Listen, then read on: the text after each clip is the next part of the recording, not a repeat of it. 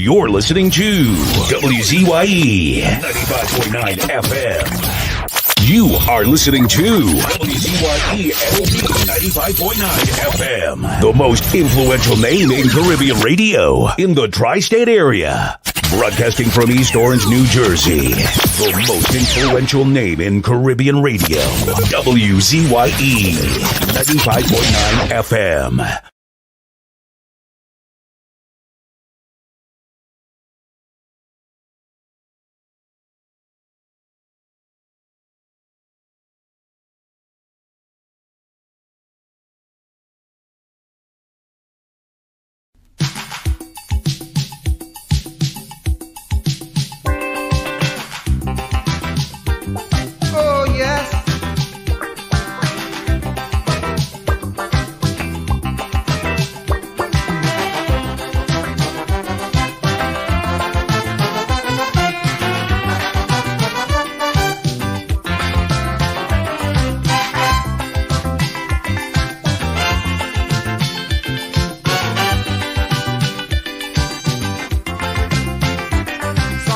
Help, come and put a hand, come and wipe away the blight and see what the plight that befall the man of this land. What's going on here? I would like to know why the whole world is in a turmoil. So it look as if we fire God from the job and give the work to the Beelzebub. Man, the devil have a hand in running the land. The devil have a hand in running the land. The people have to never like understand. The devil have a hand in running the land. The devil have a hand in running the land. The devil have a hand in running the land. The demons will never like understand, like if Satan in control of running the land. Hey man, oh man.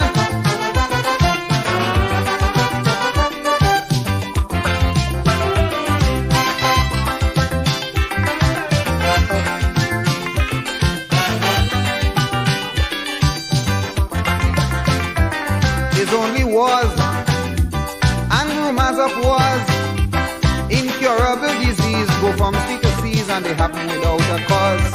Strange phenomena now happen everywhere. The callousness of this world has the world in fear. Politics and weaponry have taken its toll. They have the whole world out of control. Man, the devil have a hand in running the land. The devil have a hand in running the land. The thing that happen here, well I can understand like it.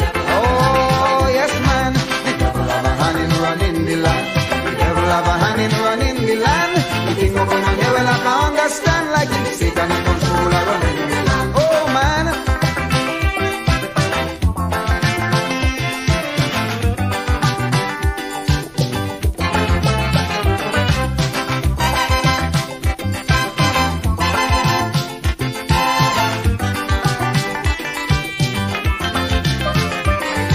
Get at ease, we turn to religion, but then in our quest to do our best we end up in real confusion.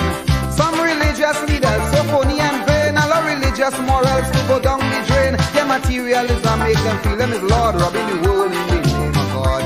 Man, the devil have a hand in running the land. The devil have a hand in running the land. The thing of going on here, well I can understand that the devil have a hand in running the land. The devil have a hand in running the land. The devil have a hand in running the land.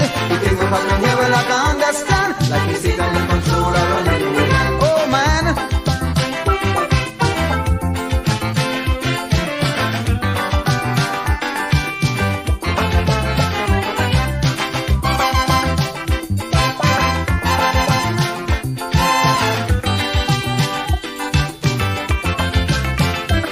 Let's take control.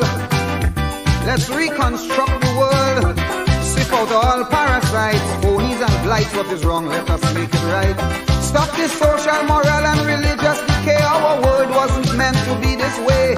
For heaven's sake, let's not fall for the seat. Put God back in the driver's seat. Man, the devil have a hand in running the land. The devil have a hand in running the land. The thing going on here, well I can understand. The devil have a hand in running the land. Man, the devil have a hand in running the land. The devil have a hand in running the land. The thing what's going on here, man, I can understand. Like if Satan in control of running the land. Oh man. Oh man.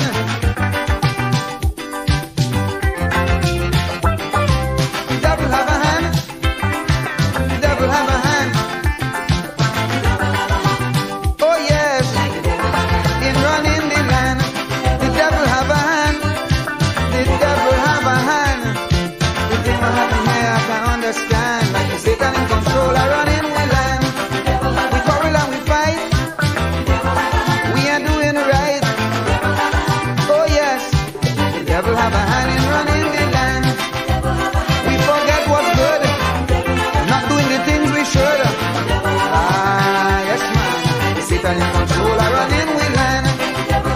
I can't understand why.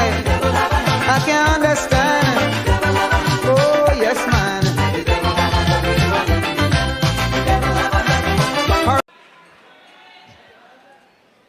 She's going to be singing Plight of My People. Make some noise for Lady Gypsy.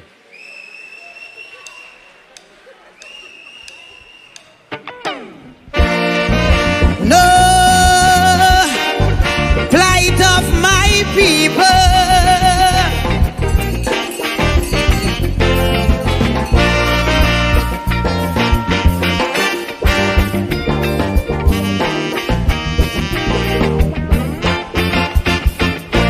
Too much a one thing, good for nothing. Too much a good thing, never enough. I don't know why my black people cannot see. No party never care about we. Every election we so devoted. How we love up we PNM. As soon as election come and go, it's only problem after problem.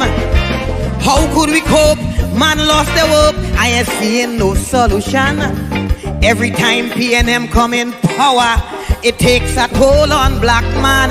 I don't want to sound like a racist, but this is what I can see.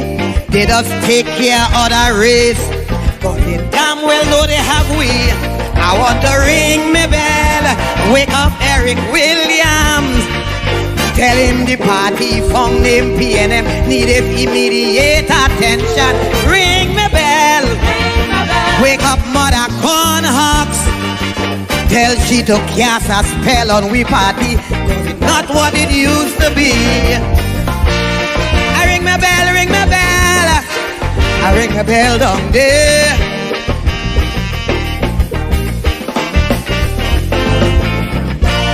I ring my bell, ring my bell. I ring my bell down there. This thing is becoming out of hand. It's time this damn nonsense stop. If you don't sing a PNM song, from Skinner Park you'll be dropped. Calypsonian could have sing what they want. We were the spokesman for the people. Eric Duffy, Chambers Dunphy. When Kamala drunk, how she like to pee.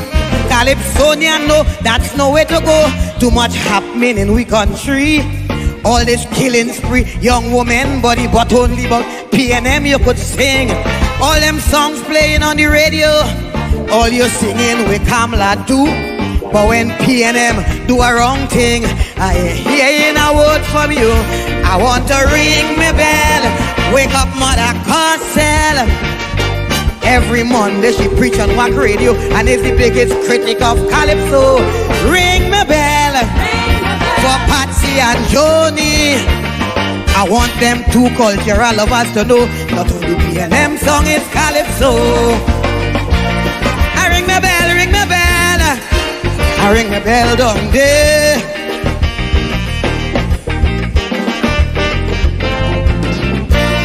I ring my bell, ring my bell.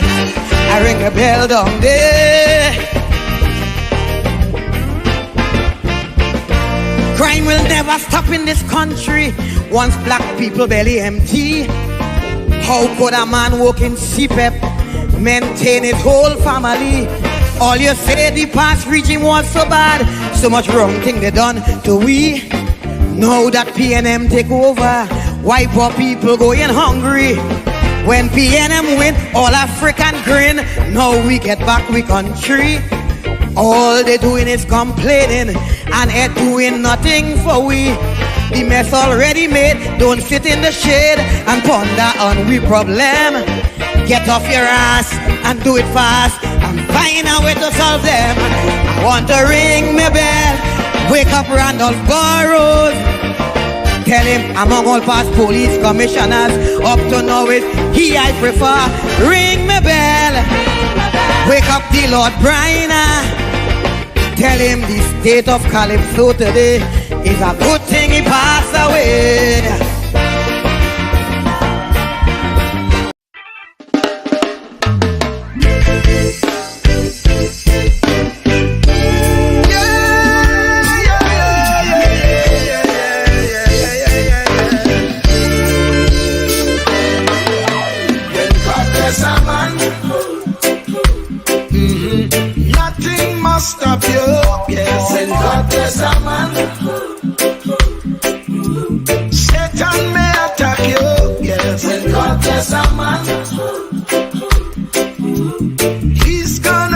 back you.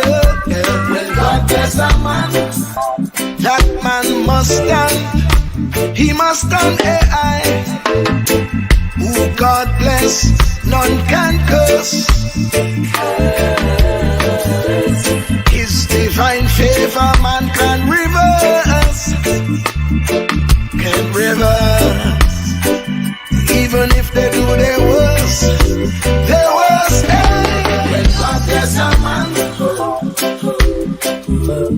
nothing must stop you, yes. When God bless a man, Satan may attack you, yes. When God bless a man, he's gonna back you, yes. When God bless a man, that man must stand. He must stand, I say. If you answer his call, he will lift you up. If you fall, hey, hey, hey. If you fall, just give him your all. Your all, hey. When God bless a man, should be the body. Nothing must stop you, my friend. When God bless a man, Satan may attack you, yes. When God bless a man, he's gonna back you, yes. When God bless a man, that man must stand. He must stand, I say, yeah.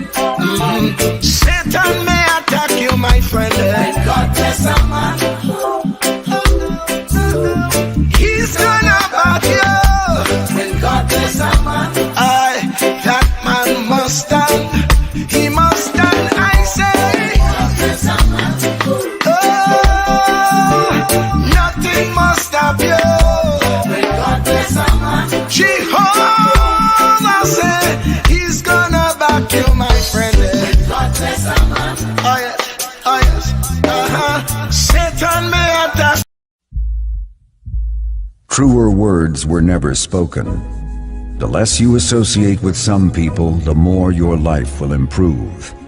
Anytime you tolerate mediocrity in others, it increases your mediocrity. An important attribute in successful people is their impatience with negative thinking and negative acting people. As you grow, your associates will change. Some of your friends will not want you to go on. They will want you to stay where they are. Friends that don't help you climb will want you to crawl. Your friends will stretch your vision or choke your dream.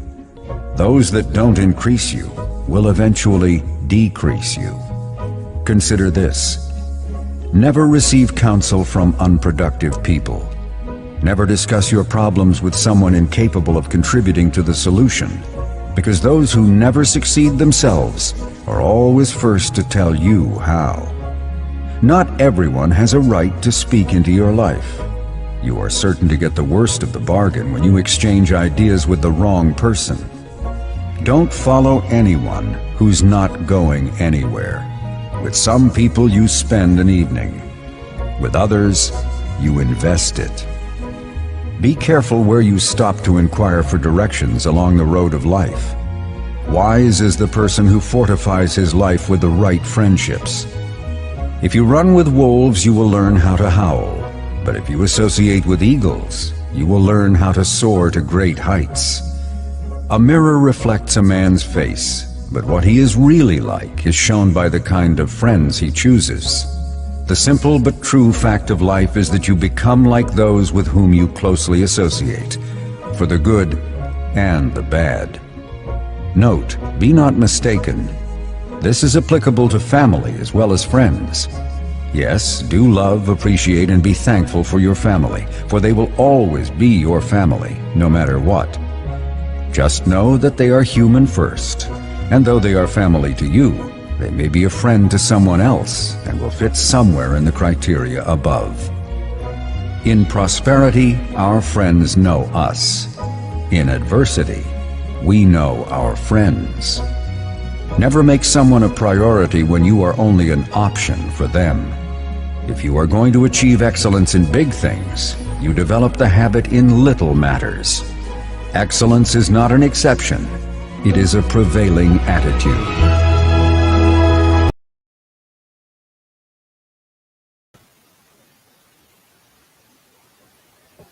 Yes, good evening. Welcome to WZYE 95.9 FM. You could have chosen to be anywhere, but you've chosen to be with us, and for that we appreciate you. We come to you every Tuesday, Thursday, and Saturday from 7 to 10 p.m. That time will change as our clock goes back, I think, this weekend or next weekend. And this is In the Village with the DAT Triplets. The D is for me, Diana. I'm affectionately known as the Storm. I'm a calm storm. The A is for Anselm. I don't know where he is. I don't know. I don't know. He's missing in action. So he'll show up. We'll have to dock his pay. And the T is for Tommy. Tommy Nesbitt. Tommy, our favorite commissioner in New Jersey. Welcome to the village, everyone. Hi, Tommy. How are you doing? Good evening, Diana, and thank you for being so gracious. Hosting the show this evening. I don't know where I'm doing all right, but I don't know where Anselm is, but he'll find us. Yeah, I think he went back to Mexico. You think so? Yeah. I think he went back to Mexico to look up Diana and Yasmin. He'll soon find us. You'll find us. Anyway, we'll get to the chat to see who was in first. According to my record, unless when Anselm gets it, it's different. I see here Takesha came in first at 443, 444, 440, all the way down 445. And then we had that broken by Hailey. I saw that too. But yeah. Hailey came in and said that Nadia was first. I don't know why. Somewhere there. Nadia was well, I'm not seeing that. I didn't see that either. Anyway, unless the system kicked it out. But we have our usual villagers in the house. We didn't get a chance to add to the poster because he agreed to come on the show after the poster went out. The criminologist, Dr. Darius Figuera, he will be joining us in the village later. But, it's always an interesting conversation and lots of knowledge and history we garner whenever he comes to the village, right?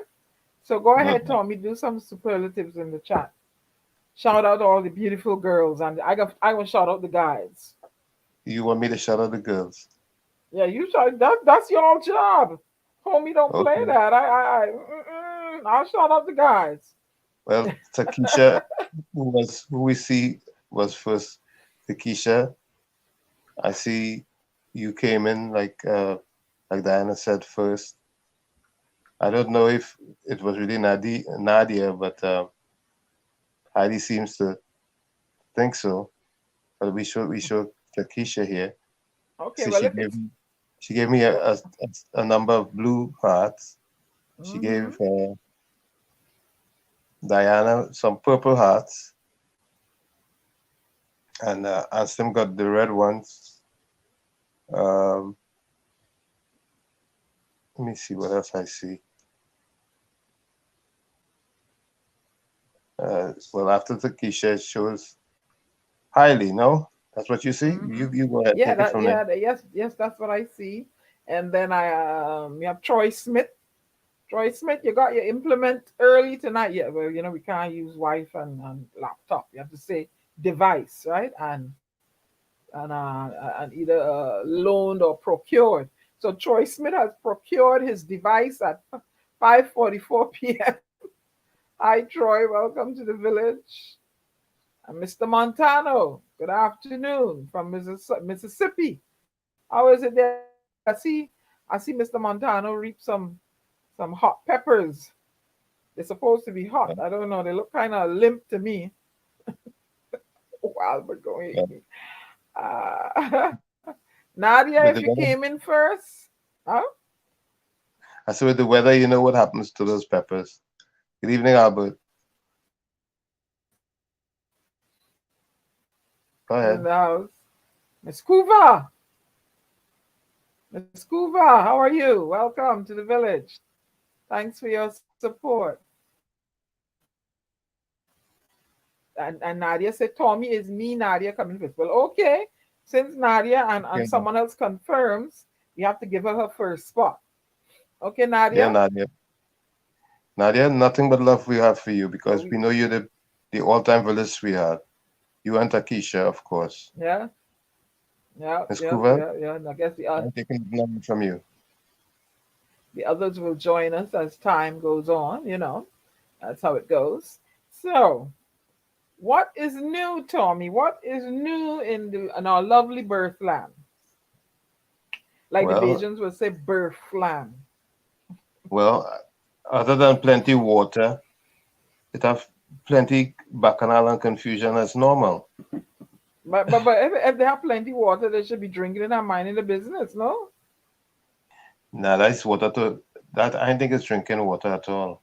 Right? Talking about the one on the road, the one that they catch in the tank. They could put a bucket and catch some of that rainwater and mind the business. Yes. Hmm. I see Tobago bursting at the seams with visitors, huh? Yeah, well, it's carnival. But the people ain't looking like this suffering. I mean, I understand there's a lot of what's the word I'm looking for? Buzz that this fella that came all the way from, is it Nigeria? But wait, what's his name? Somebody help me in Um, the chat. I never heard of him till the other day. So you know, I'm in the same boat as you. I don't know anything about him. I don't know what he sang. I don't know what is his popular song. Maybe in the me chat they could neither. tell us. And if it is, I started playing over in my head. If it is this guy that sang a song about the women dropping their bumper, and I think I chastised him on social media.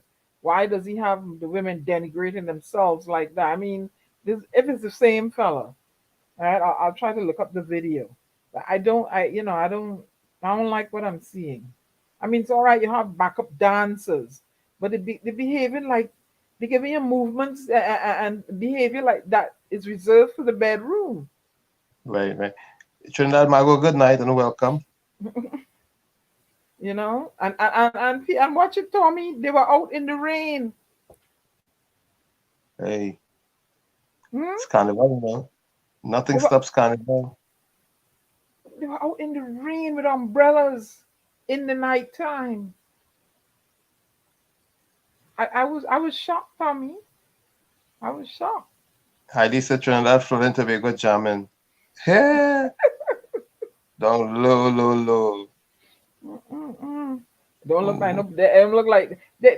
I mean, I don't have a problem people enjoying culture, but it doesn't mhm. look like people. The same people like complaining that they don't have money to full book list. Same people, are we getting it wrong, Tommy? We getting it wrong? We looking at different. What is it? I don't know. Let's say that when the people are frustrated, they just want to release the frustration, or when they what's the word? When they feel depressed, they just want some entertainment And I to guess they were alleviate. locked down, staying in the dark house. A headache. They're locked down for 2 years with the COVID, So I guess they have to they need a release, huh? Yeah, well, that's what we have to do. We have to think positive, eh? Because if we think negative, it will surely put us in a mood that might not be so pleasant. And I see where they say the murder rate reach how much now, Tommy? Oh boy, I stopped looking. Somebody help us in the chat. What's the last count on the murder rate? And you believe I that, stopped Tommy? looking. Huh? Nadia says, It's Tommy, that's right. Carnival, we jamming still. down low, Nah, low, low. This fat cat. I don't understand. Mm-mm. But all they hey, see Judy. Welcome, Judy. PNMT Philip Alexander barrel and use it as their road signal. Trinidad Mago said 500. Don't put on my glasses because I'm reading. 500.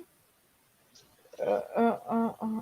What Judy says, Diana is vulgarity, cussing rules, TNT. Yeah, that's right. Mm, mm. 500. I Lord boy.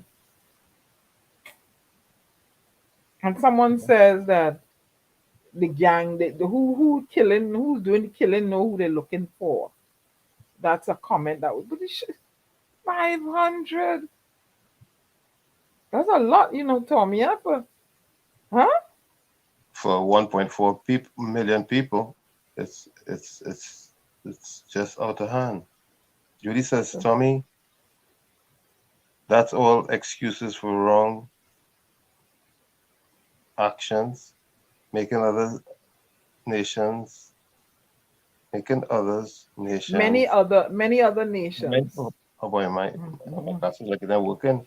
Many mhm, other nations suffering, but they don't act out like Trinis. mhm. Point is well taken. But Point is well and taken. There's no but, question. jeez, Lord, I gotta play a song, yeah. We just can't go on this way.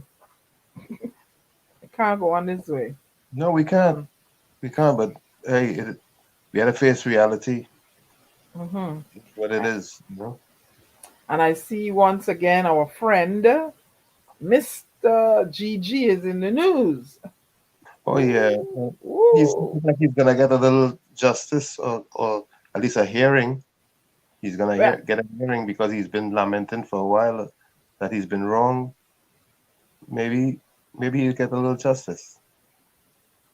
and But I say we've been lamenting ourselves, saying that until we see people in the higher echelons face the brunt of the law, then we'll know changes are happening.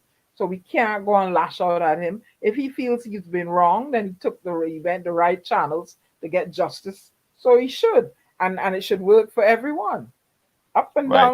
down the scale. So a lot of people want to come out against him and they have all kinds of names with poor fella. But I say if he deserves his day in court, let him have it. Right? It Hmm. shows you then that change may be just happening in Trinidad and Tobago. You don't think so? Well, we want the same across the board. Yeah, that's what I'm saying. Up and down, straight up and down.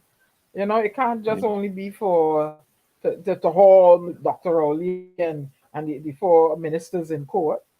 Shouldn't only be for them. Up and down the scale. You know what I'm saying? These people are committing these murders and stuff. They need to face the brunt of the law too. Yeah. You know. But Yeah. what is it they're really going to court for? Someone in the chat, give me a heads up. What is it? What is it about the FUL? Did you read the article in depth? I didn't get a chance to read. I was attending a party in here, somebody's birthday party. It's a So I'm gonna run it's a back to one time. So I'm gonna, yeah, huh? yeah. FUL is one of the issues. The I think the merit list is one of the issues also. The Yeah, yeah. Gary has Uh, a few things that he's trying to address. mm-hmm. Because if it was intercepted, if it wasn't handled properly, and yeah, you have the choice. If you didn't want to pick him, allegedly you should let the process work the way it's supposed to work, right? Correct. Let the process work the way it's supposed to work, and not let your biases and whatever interfere and cause a whole hiccup. You ain't got no CO. How long that Trinidad and Tobago has been without a COP now? A Well, permanent COP. How long? hmm. Good That question. it's going to be probably a year already or more. More than a year. Well, more than a year. Mm-hmm. Yeah, because it was It's, like it was it the beginning of COVID or the middle of COVID? What was it? That all I think it was the mid whole separate 2021. when the whole separation occurred.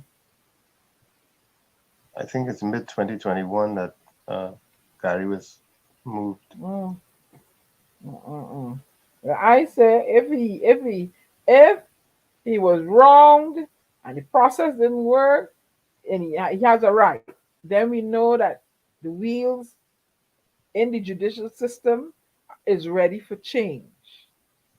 I don't care who it is. Wheels in the judicial system ready for change. I'm done with all this 20-year wait for this and 10-year wait for that. You know what I'm saying, right? Yep. And Hmm. with that, with the judicial system in the state, it is a whole lot of. I understand people may be languishing, waiting for an initial hearing. Hear the word initial hearing. Waiting for Albert an says since initial. 17th August 2021, the contract expired. The Yeah, that's 17th of August 2020. over a So year that's now. So that'll be a year in no, that's August. like 2 years. It's 2020. Oh, yeah. We're not in A year, 23. I'm a year thinking and a couple of a months. year and That's something. I'm yeah. thinking we're in 23. Mm-mm-mm. And what else we have here going on in Trinidad? I see here we want to send out condolences to Brian Manning's granny. Said she died at 105. That's a long life. That's absolutely fabulous. Very, very, very, very long. My great Yeah, aunt lived to be 102, and she had all her faculties. and that's a commendable when you're that age and you still know everything around you. Yep, all her faculties. What she would do sometimes is she may repeat something that she told you like half an hour ago, but she was pretty lucid still. She'd carry on a conversation. She knew who the governor was. She knew who the president was without prompting her. Right, right. I know what day it was too, huh? hmm and I oftentimes I had conversations. She was my paternal great aunt. I always asked. I said, what do you think? Could be credited for your longevity? And she said two. She said two things. She didn't let nothing stress her. Three things. She didn't let nothing stress her. She ate everything in moderation. Everything, eh? And I remember her drinking black cherry brandy, a shot glass a day. Hmm. hmm when I asked her about the black cherry brandy, she said it helped with your gut health. Yeah, you really, Any very parasites well. in your gut. That's what she said. 102, 102 told me long time, huh? Mm-hmm. That's a long life. Very long life. So what Albert else is says, going on here? I see here. Go ahead. Albert says Trinidad had Colonel Beaton, Beaton from the British Army was a commissioner of police in the 50s. No one said anything. Hmm. Well, Trinidad had Colonel Beaton from the British Army in the 50s. No one said anything. Well, isn't Mm. that before independence and all that, right? So way before. Well, way figure Eric took power in when? 56? hmm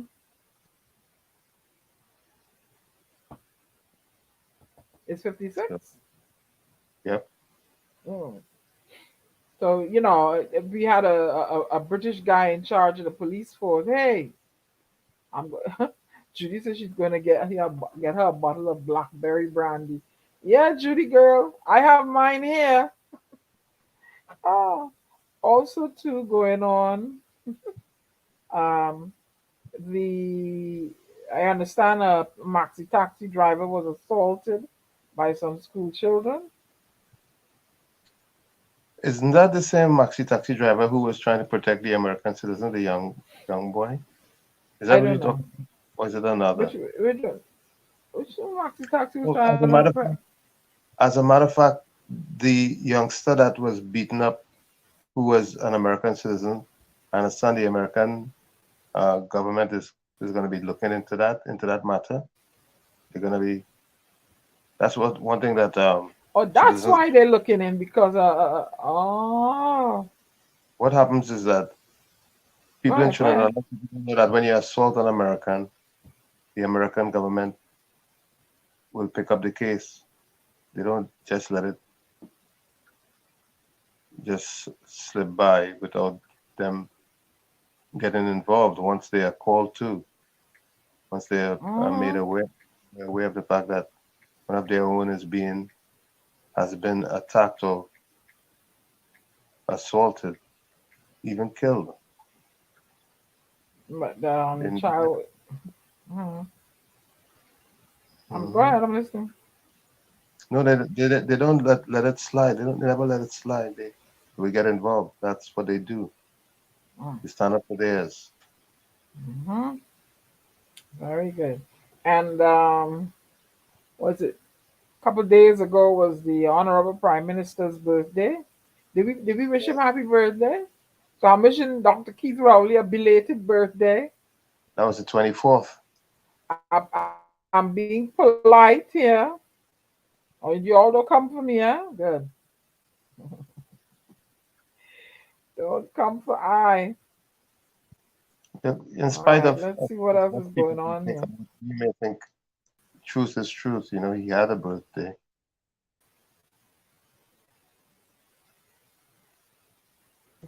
Jack Warner said sorry to England and forgives Kamala in an article that appeared in a newspaper I think he owns, Was the that Sunshine today. sunshine? Huh? The sunshine? Yeah. Former FIFA vice president and government minister Jack Warner sat down on Friday with the editor in chief of AZP News, Priya Behari, at his Sunshine Today paper, a newspaper office in Aruca, to discuss politics in Trinidad and Tobago and why he supported Russia and not England for the 2018 World Cup. He said he has forgiven then Prime Minister Kamala Persad-Bissessar for firing him as a minister after he was indicted for alleged corruption in FIFA. He also revealed that former Prime Minister Patrick Manning had invited him to his home to complain about the current head of the government, Dr. Rowley. Whoa. So Wow. people have been Anyway, good unhappy night, with him. Terry. Go ahead. People have been unhappy ever since. Mhm. Mm. How much do you think you have lost? He said according to him here in the article, I would say conservatively a couple of millions. Well, hear that, right?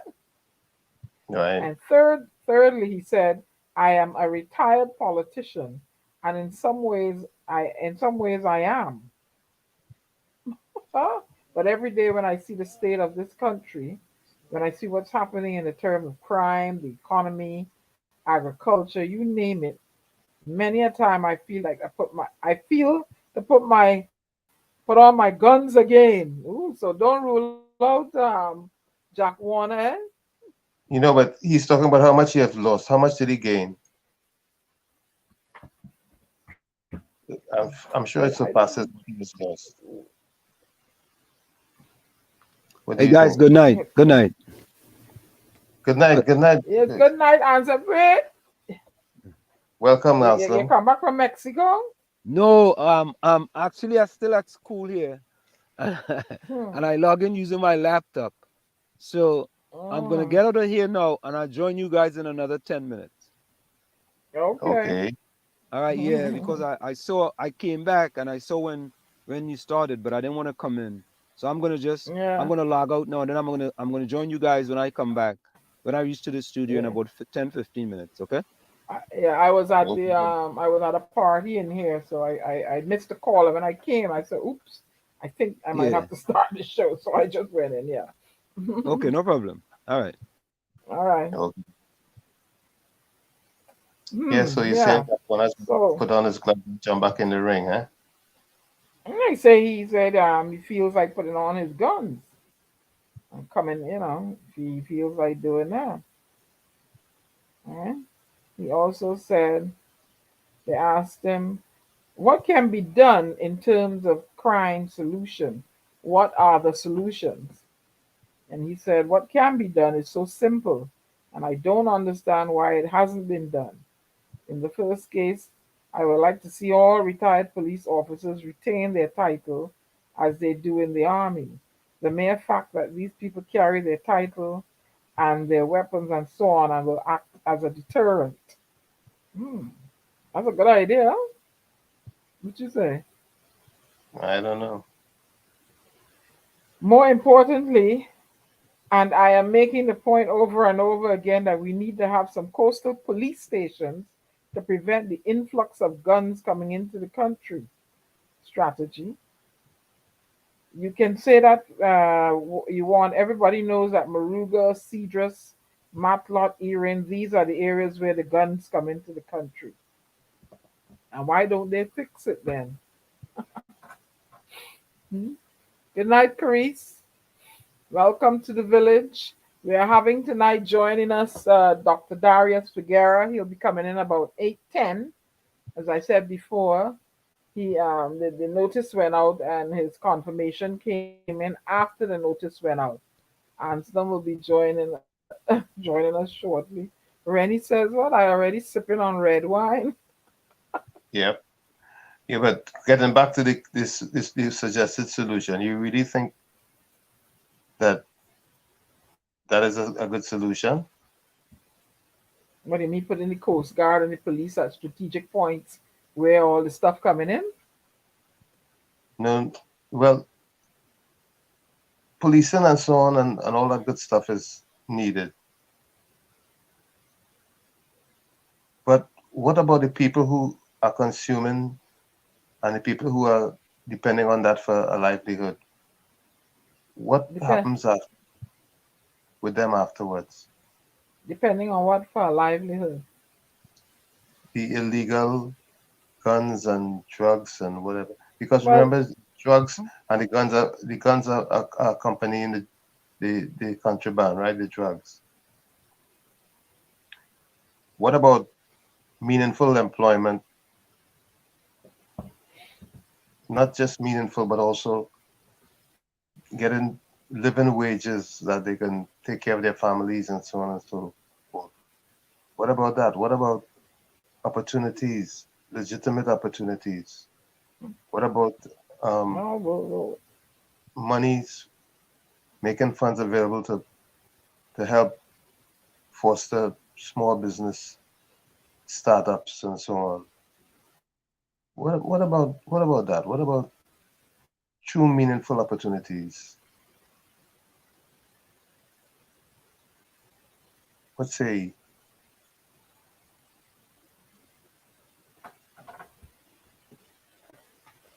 you're buffering. I don't know why. Well, Tommy, the whole thing they need a whole. I mean, cleaning out. The whole system. All these people that are in place that are facilitating these criminal activities. Because we know that it ain't the small man on the ground selling 5 and 6 dime bags that is bringing in these guns and the harder drugs, right? They keep them.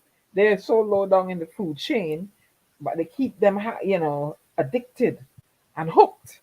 But that person so low down in the food chain, they need to come out of it and try something else, Not because just that, but I don't like what's going on in Trinidad and Tobago. I don't like it. yeah, because these all the illegal substances that are being brought in, they're being consumed someplace on the ground. How do we change that culture? How do we change the demand for what they are selling and what they are bringing? That's what we have to look at also. You know, I don't know. Maybe I'm Because looking at. when I did some research the other day, they said that the dependency on certain on drugs and stuff is high, and the usage. When I did I googled some data, crime data index. So those are that was one of the indices that was high. The murder rate, afraid to walk the street, corruption and stuff. They scored high. And, I guess we could ask our guest, Dr. Figueroa, when he comes in. He could probably offer solutions. Let's see who else may have joined us here in the village. Did we say good night to Miss Coover? Did you say good night to Miss Coover? Yep. You're supposed to greet the lady. I'm going No, for a we next glass. we did see Miss Cooper earlier and acknowledge. Hailey says that is not true. The guns and drugs come through the airport and the shipping docks. Really? The airport and the shipping docks. Maybe So some do. if Some do. if you have let's go. Mhm.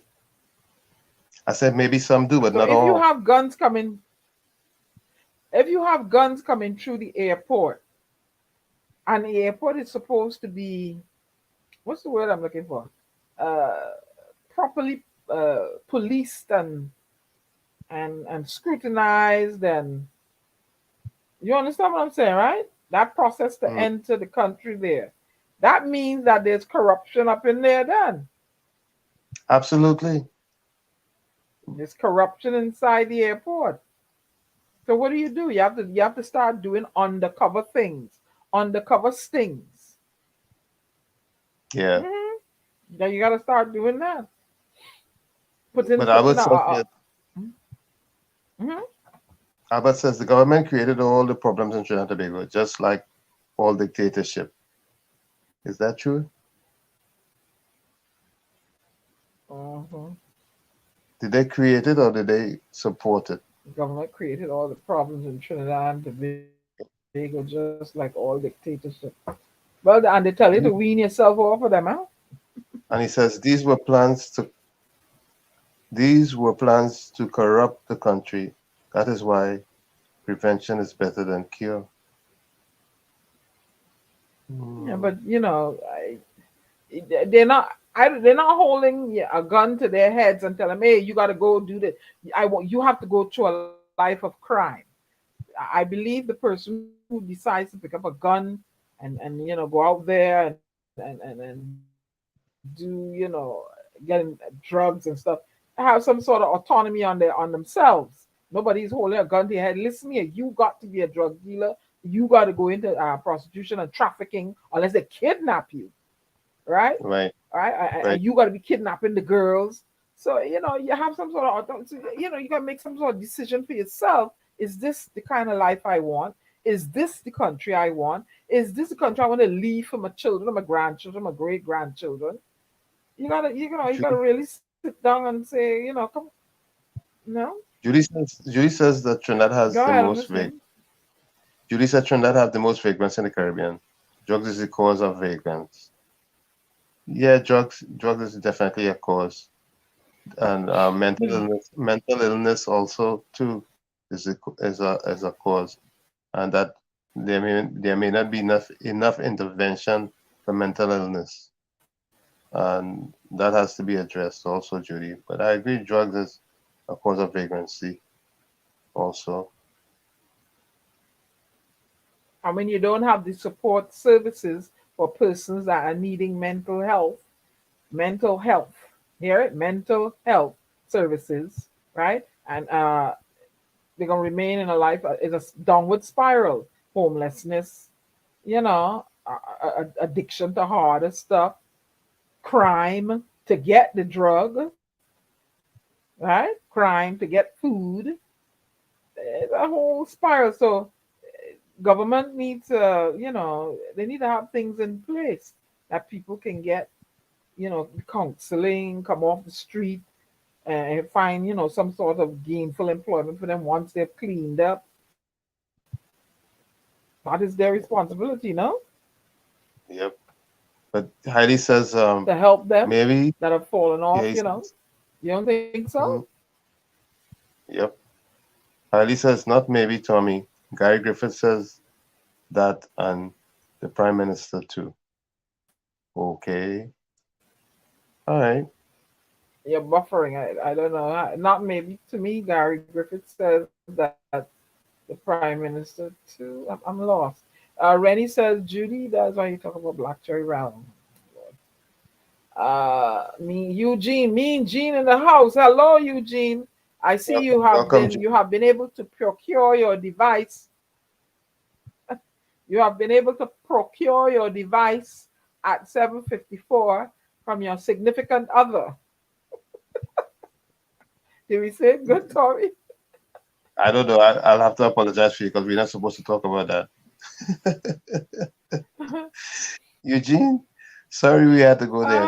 We're not supposed to. This anthem said there's certain words we ain't supposed to use.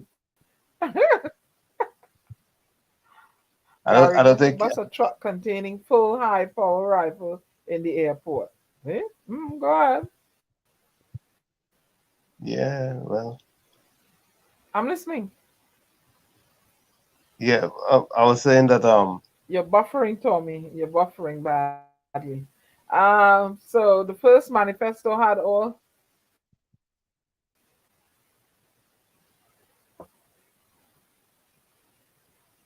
Judy Desan says, Diana, mental health is for the rich citizens.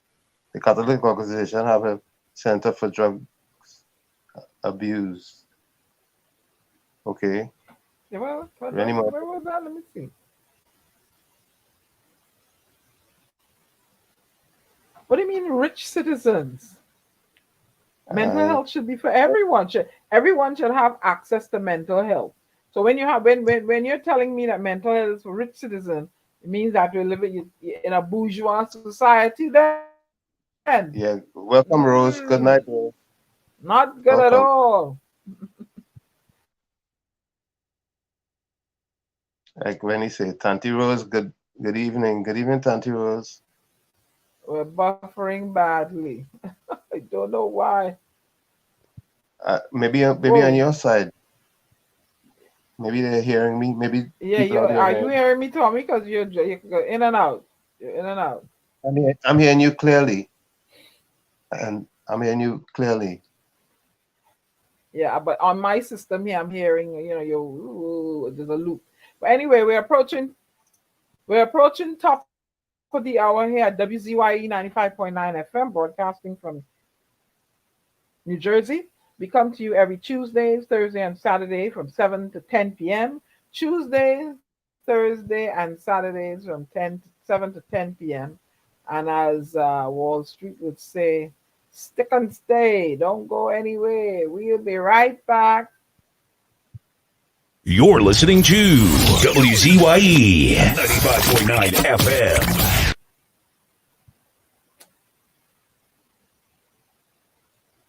You're listening to WZYE 95.9 FM. You are listening to WZYE 95.9 FM, the most influential name in Caribbean radio in the tri-state area. Broadcasting from East Orange, New Jersey. The most influential name in Caribbean radio. WZYE 95.9 FM.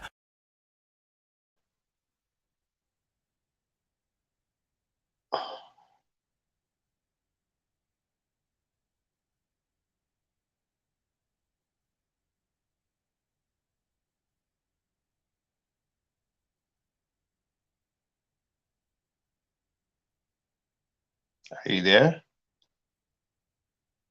I'm not hearing a word from you, Diana.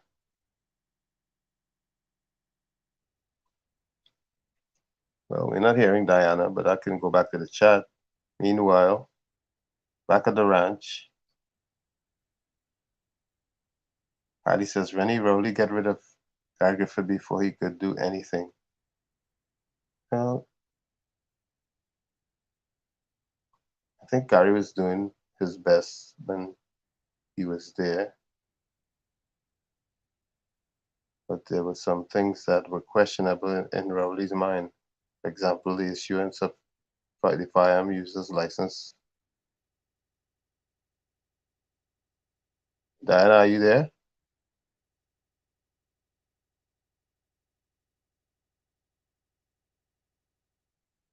A little dead air. I'm not hearing you, Diana. I don't know what's going on, but I can go back to the chat.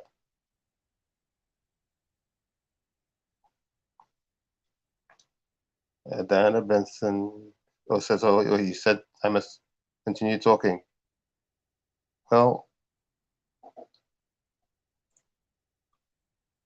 there were, in the Prime Minister's mind, he said he lost confidence in Gary. We don't know, or I should say, I don't know if he was looking for something specific to lose confidence, but whatever it was, he lost confidence.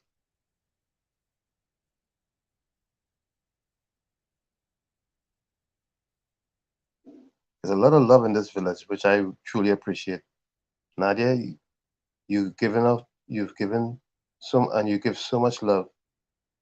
This somehow we have to have the village be broadcasted all over Trinidad and Tobago, so that the love will overcome all the hate and criminal activity and wrong things that seem to be going on over and over and over, and the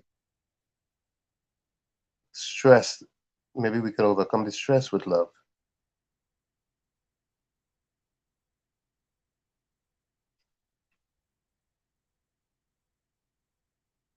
Rose, you have a lot of love too.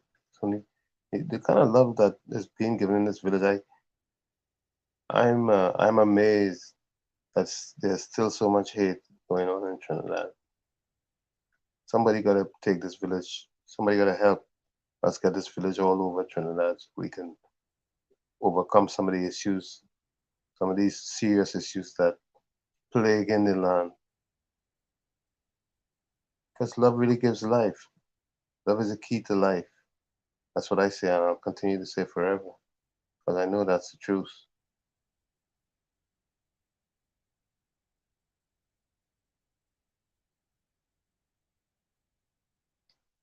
Diana, where are you?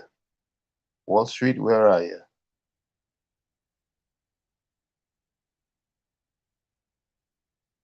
Nadia? He said, Tommy. Yes, indeed.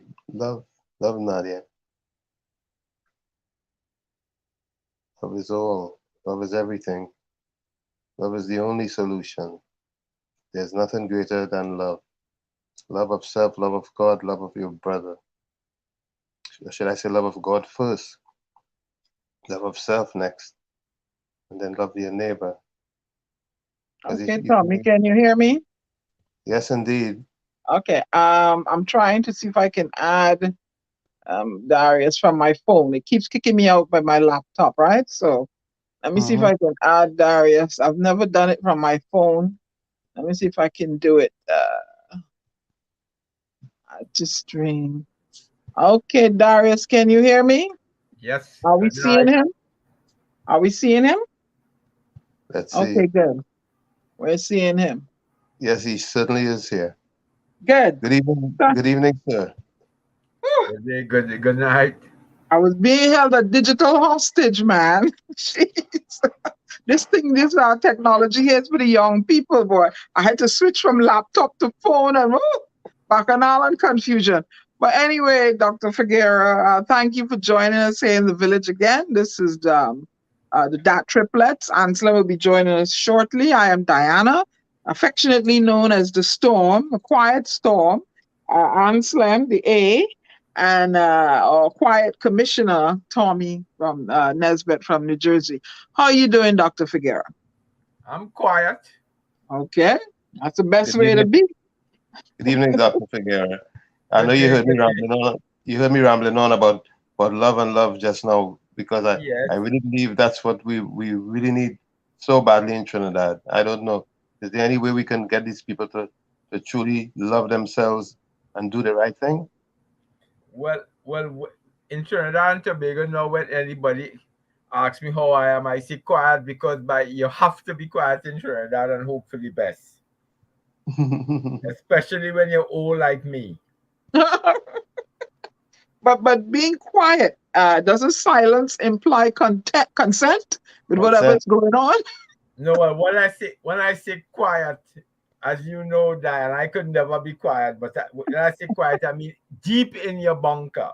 Oh, deep in your bunker. Okay. So you're joining us now in the village where we see in the news the murder count, the tally is 500. Dr. Figuera, explain it now. Well,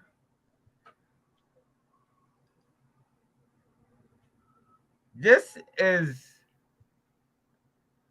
a time in my life in Trinidad and Tobago that for years I have been monitoring this reality in Trinidad and Tobago and writing about it. And this time is so perilous that I am seriously asking myself, what next? We continue to talk about 500 as the murder count, but the rate we are going at, we're supposed to be asking ourselves, when would we hit 600? Because remember, in 2008, it was the first time in the history of Trinidad and Tobago that we crossed 500. We hit 550. And then in the following year, 2009, we crossed 5 again. But in 18, 19, and now 2022, we have again crossed 500. And the reality is from 17, 18, and 19, and now 2022, we have now literally in Trinidad and Tobago rivers of blood. And when you pull apart, stop looking at the forest and start finding the various species and varieties of trees in this forest, realities start jumping out at you. So what we see now in 2022 is people getting killed in Trinidad and Tobago, gangland style, in the style of the drug wars, but they are in no way connected to the game. And you ask yourself the fundamental question, do we have elements in this society now who are simply there to destabilize the society? Is this political intent? Because remember, we have organizations in the illicit trade in the world who marry it to political intent. And the best example of that is the Colombian paramilitary groups, where they have blended illicit trafficking with a specific political ideology. And you ask yourself the question, this is not killing for the sake of the game. This is killing that is terrorism. It is seeking to destabilize the country. And therefore to carry it, what is your agenda? Where do you want to carry us? Because if you are looking to destabilize the country, you are not destabilizing your competitor in the business. You are destabilizing the environment in which you are supposed to be making money. So destabilization is not part of the game, because when you destabilize a social order, it impacts your maximization of wealth. And we take it for granted that you are supposed to be in business to be maximizing wealth. So you ask yourself the question, what game you're playing? So like today in Trinidad and Tobago, 3 young men sitting down under the tree in Tunapuna Public Cemetery, a tree that all of us who up and down know that tree in the cemetery. And you just pull up, come out the car, and proceed to Lego bullet on them like it's no tomorrow. What is the purpose? What is the profit in all of this? So you look at this in the beginning of 2022, you saw the clear war between 2 different business models broke out in Trinidad, the Colombian model and the Mexican model. The war broke out openly when players in both models started to get silenced, literally taken out of the whole play. So you understood that this was a war between models. And then as this thing evolved, you started to see changes in the engagement, and you want to know what is going on. You start pulling up on people gathered in the streets and opening fire on them. This continued until you started to take the lives of young children. Then you started to see you're using AR-15s to shoot into crowds, to shoot into business places. You're terminating with extreme prejudice. And but what is going on? Then the whole movement of the battle between the business models suddenly abated. The attacks on the players suddenly ceased. But then as that happened, anytime some sort of order started to reappear in the business, you will just have these groups going out and killing, shooting into crowds, shooting into gatherings, killing, to simply precipitate a tit-for-tat war again. And you ask yourself the question, are you in a business to maximize wealth, or are you just simply gun crazy? Okay, so you're saying that someone that is political terrorism, is that what you're implying? What is happening, what is coming out is violence that has a political intent. Violence to destabilize the social order. And you ask yourself, what is the purpose of that? Because it is impacting your ability to make money. So when you are raining shots on gatherings, Isn't that bad for the business, the business of the drug turf in the area? Because Okay. who is going to come to buy in areas where you expect people to just pull up and come out with an AR-15 and rain shots on you? Can I ask you something, Dr. Figuera? Of course. Is it possible also too, or not, that with the introduction of the Venezuelan element in society has infiltrated the already established gangs, and they're going by their blueprint, which seems to be more deadly. I want to say, for lack of a better. Yes. The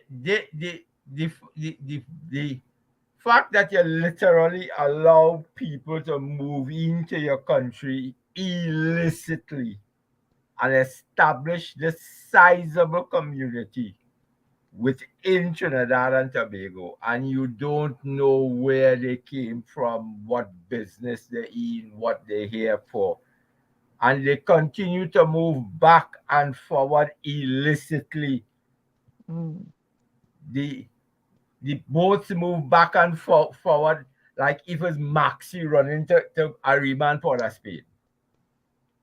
So you literally open up yourself to this importation of capos and captains within the ranks of these people.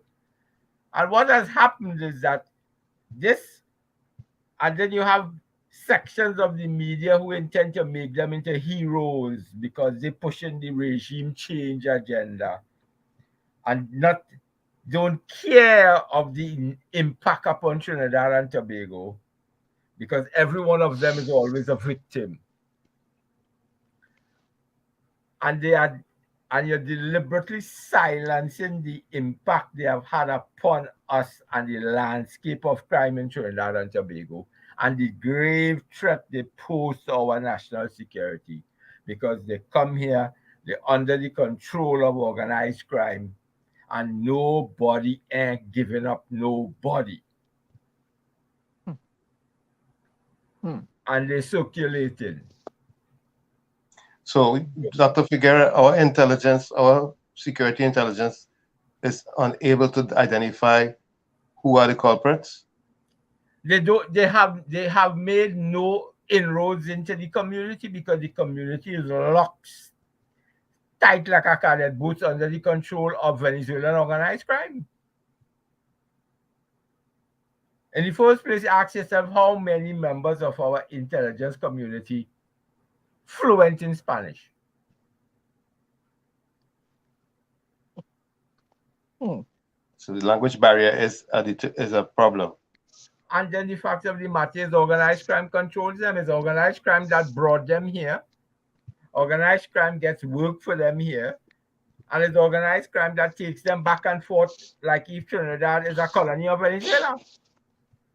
And also, to the other day, I saw where the police raided a business place that was illicitly engaging young girls in not so good, activity on a job, right? So John Public has his part to play also too, right? Why are you exploiting these women? The fact of the matter is that what we must all accept in Trinidad and Tobago is that the demand for Venezuelans to leave Venezuela and take part in that type of work outstrips supply. They line up to come. So, Dr. Figuera, what are some of the solutions that you would propose? Well, I firmly believe in collapse of civilizations. It is a historical fact. Since the second half of 1968, the illicit trades from Latin America came to Trinidad and Tobago.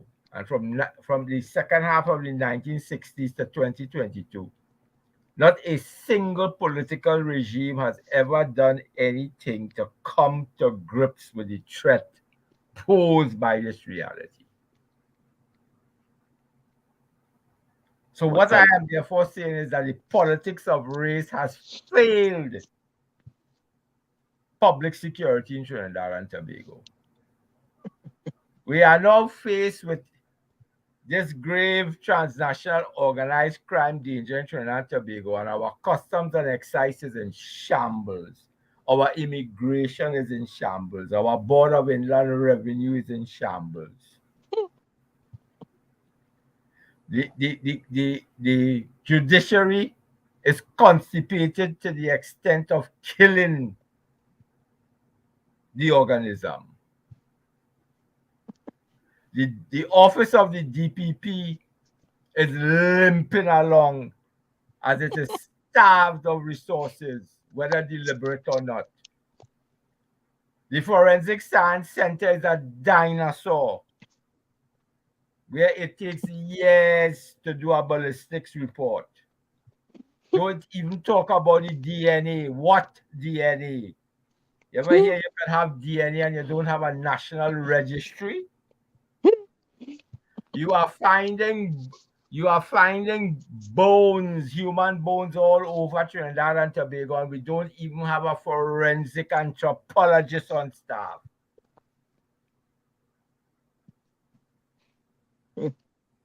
So you are faced with a constantly evolving threat since the second half of the 1960s, and for the politicians, it's business as usual.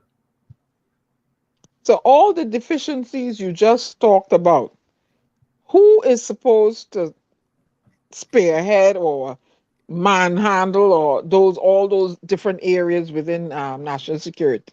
Who is responsible to make sure those things work properly and the chains are going along justice?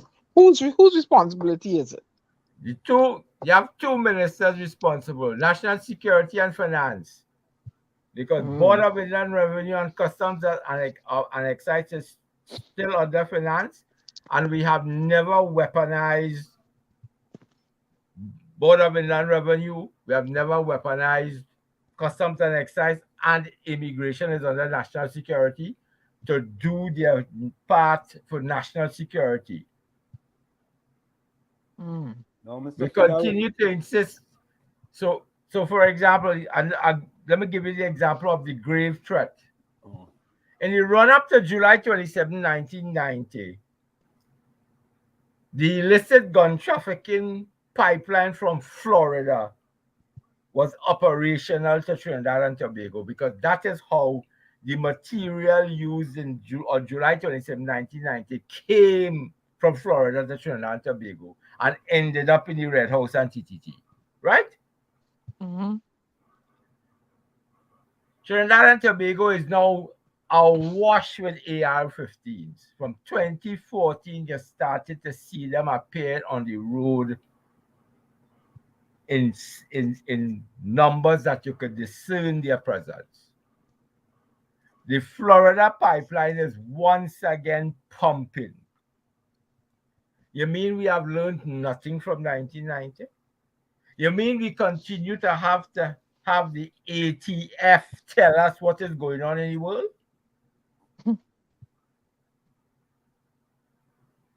So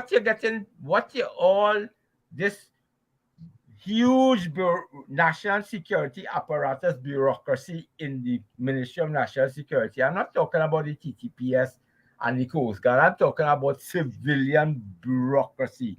This huge civilian bureaucracy in the Ministry of National Security. This organization created by statute law called the SSA. What are you doing when the day come?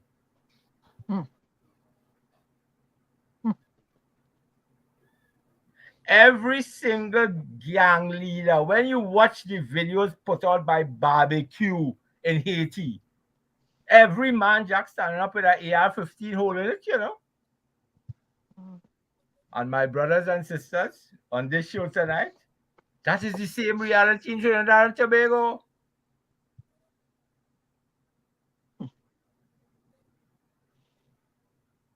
Ansem, you had a comment? Are the security forces overwhelmed? What is happening now is that what the armaments that exist on the ground, it reached a stage now where you have to have specially outfitted police and personnel to go into certain areas. Because when you're going into those areas, the AR-15 is commonly held by the foot soldiers of the organization.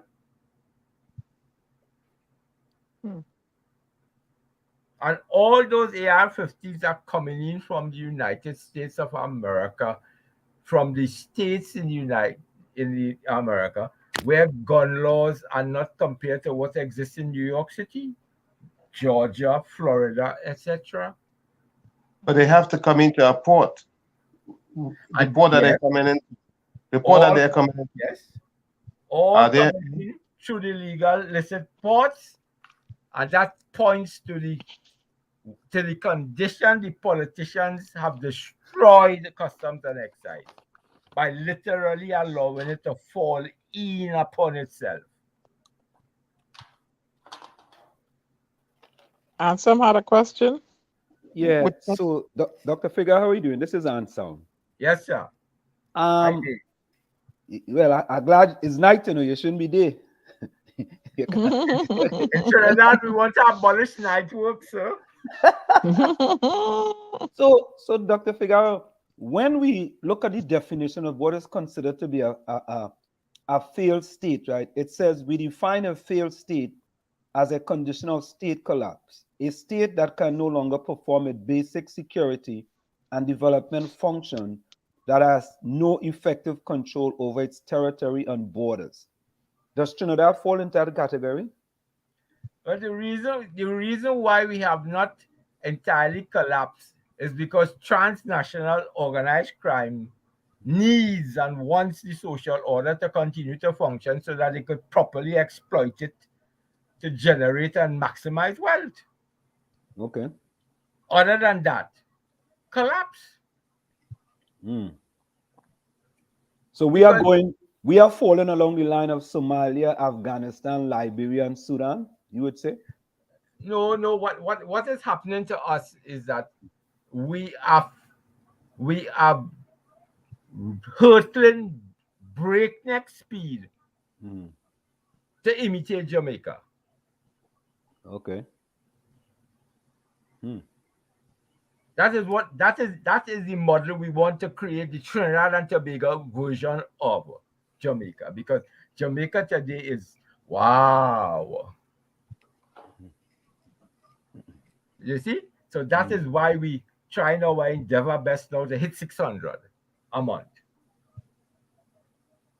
So can another quick thing. So the politics of the day, can any politician come in and transform what's going on in Trinidad and Tobago, or we are past that stage? But what is happening in Trinidad and Tobago today is that the continued addiction of telling an important blocks of the electorate with this politics of race fascination they have. That is the biggest stumbling block to change. Because what it is doing, it effectively prevents a barrier for young people to want to enter politics to make a difference. So they simply stay away and they simply migrate. So we continue to export our best minds because the young people watch what is going on of whatever race and say flat that they're able with this. So in Trinidad and Tobago now, amongst the young generation, I have witnessed again the same exodus, wishing and hope that I went through in my young days. Those of us who were constantly seeing people leaving in the 60s and people leaving in the 70s and people leaving in the 80s. The young generation today, the future of Trinidad and Tobago, into the Exodus hope. So, for example, you have a lot of them now go on the immigration website of the Canadians and look for opportunities to go Canada. And for you to qualify to have the amount of points to go to Canada, you recognize that our educated going and our skilled going. So when we look at the recent budget, right? The recent budget for national security, they had the third highest allocation. It was 5.7 billion, while the last budget they were allocated 5.6 billion, and in the budget before that they were allocated 5.2 billion. So the more they get them, is the more murders we have, right? Yeah. In 2021, 5.2, right? 21-22, 5.6, right? 22-23, 5.7. What is our money being well spent in the Ministry of National Security? No, but you see, what we must understand and accept from 1962 onwards, the politicians have always insisted to the TTPS that what they want from them is social control policing. Right. But what we have learned when we study policing in the North Atlantic is that when a police structure is invested in social control, it has serious problems in dealing with and dismantling transnational organized crime.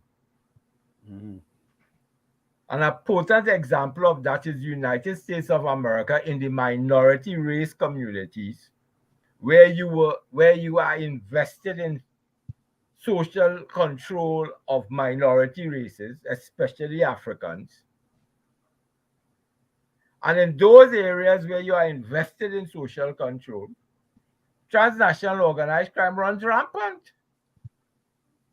And that is when you got the talk emerging of the gang culture and the gang threat. Sounds familiar? Yep. Very familiar. Because when you invest a police service in the mentality and the worldview of social control, they cannot come to grips with what is necessary, and the politicians don't care of what is necessary to control transnational organized crime and gangland. So I literally watch it over the years in Trinidad and Tobago when the drugs started to flood the East-West corridor, and the East-West corridor was the first laboratory of the drug trade of Trinidad and Tobago. We all were the first victims of the drug trade in Trinidad and Tobago, the Africans and the mixed race people of the East-West corridor. Whilst the rest of Trinidad and Tobago, they know nothing about that. They used to leave their house open and don't put up no burglar proof.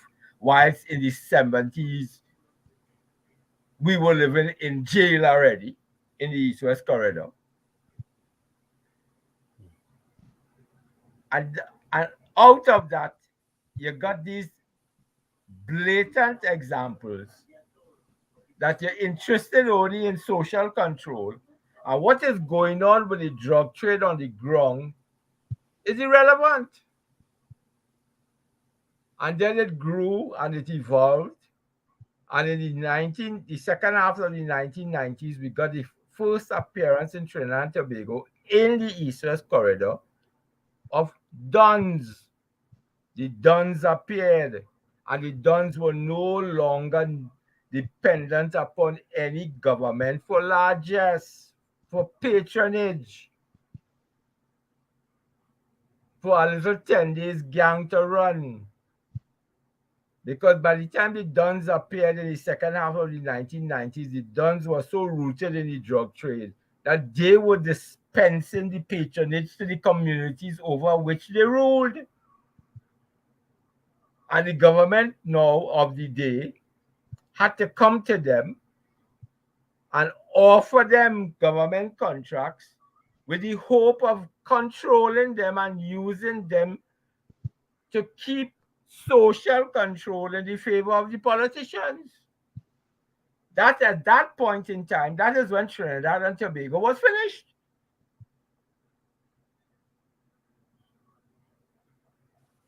So you now reach a stage now for political reasons, for continuing this game of the politics of race.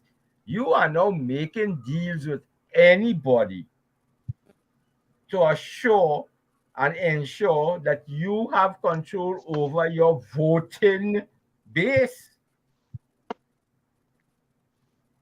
And if you are a party that is not organic to the East-West corridor, you have then an even greater need to have this alliance with the Dons to keep who you perceive to be your enemies quiet. So what you're saying, Dr. Figaro, is that contract had to share to these people in order to keep them, in a certain mindset, so they could rally the ground troops in order for them to support you. So you support them with contracts, and in turn, they support you with votes. Because what happened in the era of the Dons, the money they made off of the contracts, they simply dispose it as welfare payments on the ground because they didn't need that money, given the trade aid.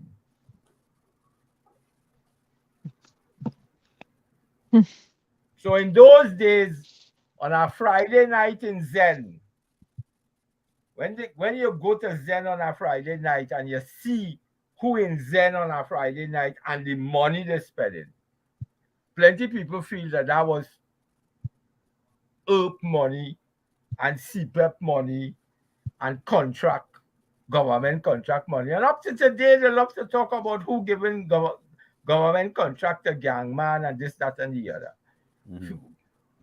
Again, which is the norm in Trinidad and Tobago, trying to hide and deflect from the reality that these people don't really need your contracts to live by.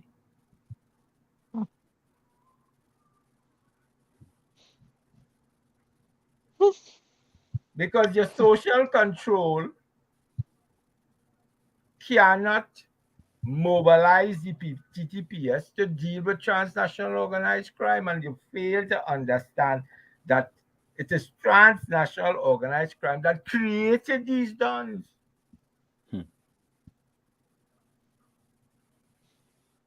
Not government contract. That came after. Dr. Figueroa, do you ever have the opportunity to speak with authorities in the national security realm? No, they don't talk to me at all. Why is that? Why is that? Mad.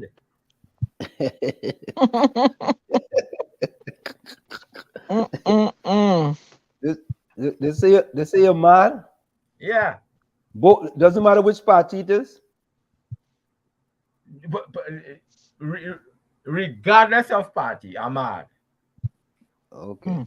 You see, what they must understand is that I am a dinosaur of the era when it started, because in 1969 I was going Belmont Intermediate. I was in the heart of Semte.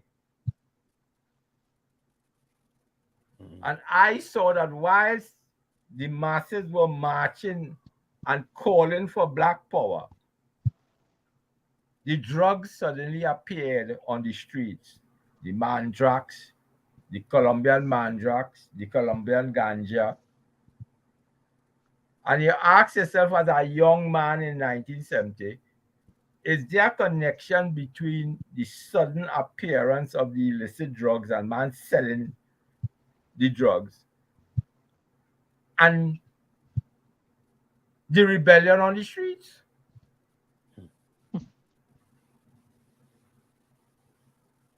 Just like what you subsequently learned with the revelation about the cocaine going into LA, right? So, and you ask yourself this thing over the years, 15 years old, 16 years old. So that is how long I watching this thing. Anselm, the 4Ds, discredit, demonize, what? Yes. Destroy. And Destroy. But they try their endeavor best to destroy me. They destroy my work in UE. They destroy my PhD. Really? Yes, and then in 2015, they get rid of me and they expected me to walk the road a vagrant. But they know I got bad mind by all. oh, You know, that's sad. You know, this man should be in front of students and police and, teaching them, the history of these and you label him mad, yeah. You're mad as hell for the way your country turned out to be. Claim your title. Yeah, I'm mad as hell. Because you're all not utilizing the knowledge that I have to let me train, law enforcement. Anselm, I don't know. I give up. So Dr. Figaro, what does the country have to do in order to change this crime-infested nation as we go forward to 2023? Well, when the radio stations call me and they ask me that question, what I tell the radio station and them in Trinidad, I tell my brethren on the village. The major test for the people of Trinidad and Tobago, if we want to move to arrest what is going on in this country, we have to break the back of the politics of race. Because it failed us. It failed us miserably. Imagine the level of violence in this society. You're killing little children, right? And all the politics of race could continue to talk. Imagine right now in Trinidad and Tobago, we reach a stage now the country is running blood. And the politics of race is chattering about who you give contract to make road in Tobago to. And you're talking about where they come from in Trinidad and Tobago to send your racist messages. Whilst people walking with AR-15 and putting shots. Imagine you're in Tobago and you're shooting up a grocery that locked down for the night with an AR-15. That is Tobago. That in the Tobago I know. So somebody asks, right? Judy asks, how about going after those importers? If you don't take off the fish here, it will continue. What do you say? Well, the fact of the matter is in Trinidad and Tobago, we have families within the oligarchy who are dead now in the oligarchy of Trinidad and Tobago because of drug trafficking. So which politician have the conviction to go after your financiers? That is the reality.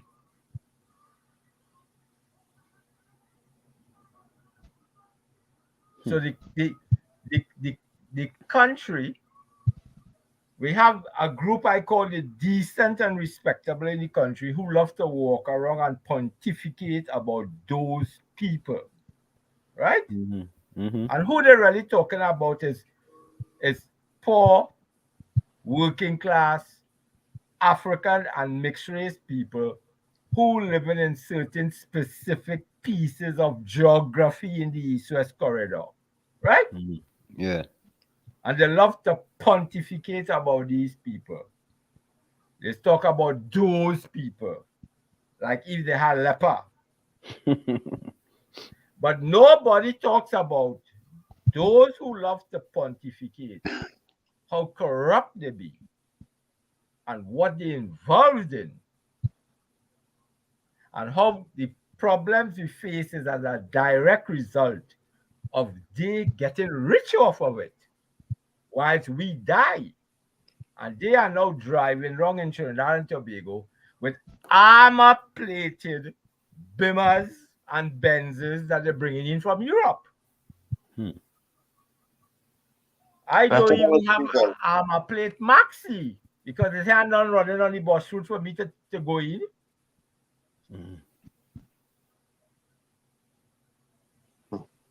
That is the stark reality.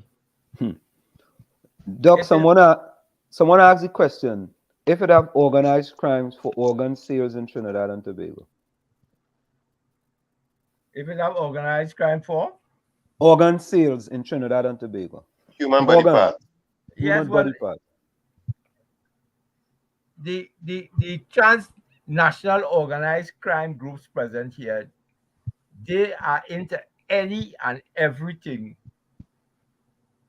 that makes money. As long as you have people who want to buy the kidney and buy the what and buy the what, they will supply.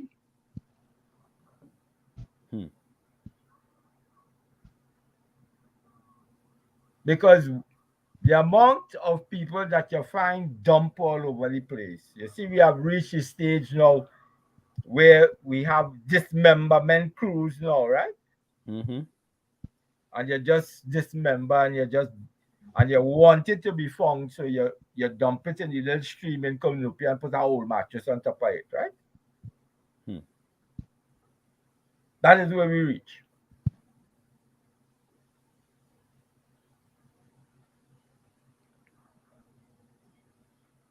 Because when you have dismemberment and disposal crews, you know how far evolved in the operational procedure of transnational organized crime we reach in Trinidad and Tobago? No, we don't know. Tell us. Because from 2014, we started taking heads and displaying heads. Now we have the evidence. It was going on before. Now we have the evidence of dismemberment and disposal crews. So that means we have a division of labor. We already know and we see it in action of the professional hitmen. The professional hitmen that leave no trace. Everybody, nobody gangbangers. So that is how far evolved we go. And that means they have the money launderers. They have the ones who move the product. They have everything present here. It's a full-fledged illicit economy we have. And any and everything that will make money, they are in it. Fake drugs, anything. But in order for that to happen, we have to be complicity within the security forces. Thank you. Isn't that correct? Thank you. And it is even more than complicity. Because the control we have over our ports is so threadbare. And it is for the age of the dinosaur, not for the age of transnational organized crime. You don't even need to corrupt a customs officer to get through. The system of oversight is non-existent. The system of surveillance and control, weak. So imagine we have institutions that are part of our national security apparatus that are so important in our first line of defense. But you have no oversight structure in these organizations to ferret out those who have been compromised. You working on the premise that everybody good. Everybody have a halo and two wing on the back. Dr. Figuera, many years ago, I was suggesting that a Caribbean unity would create an additional layer of security that could arrest many of the ills that we face in Trinidad and other Caribbean islands. What say ye about that? Of course, because the fundamental arrogance of Trinidad and Tobago is that we feel that what goes on in Trinidad and Tobago only goes on in Trinidad and Tobago, failing to understand that we are part of the Caribbean and we are connected to Latin America, especially Colombia and Venezuela.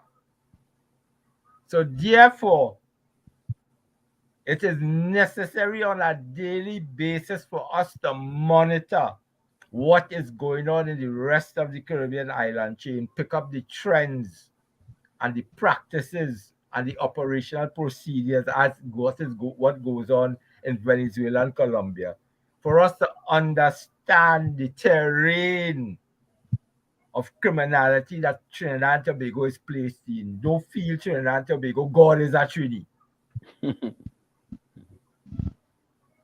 So you have to work at the Caribbean level. You have to work at the international level. But how you could work with anybody at the international and the Caribbean level when your organizations are so underdeveloped? We got independence in 1962 and the structures have remained the same. You don't think some of the structures have changed? I mean, they renovated the Red House. Yes, we love the structures.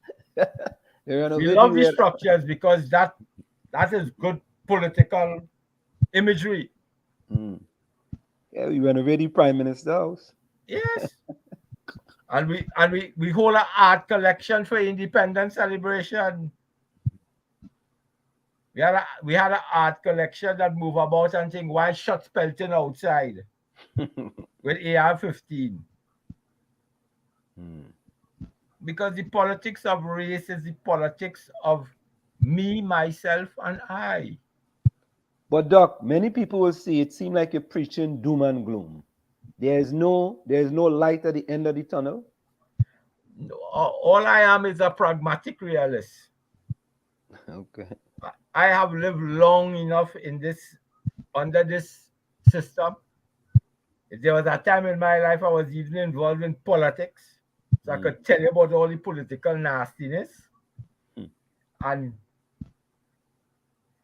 the politics of race, if we don't break the back of the politics of race, we will not have the change that is necessary to turn us around. Well, and the boat will sink. You know, you're preaching because just on Thursday, Diana did a piece with respect to that, right, Diana?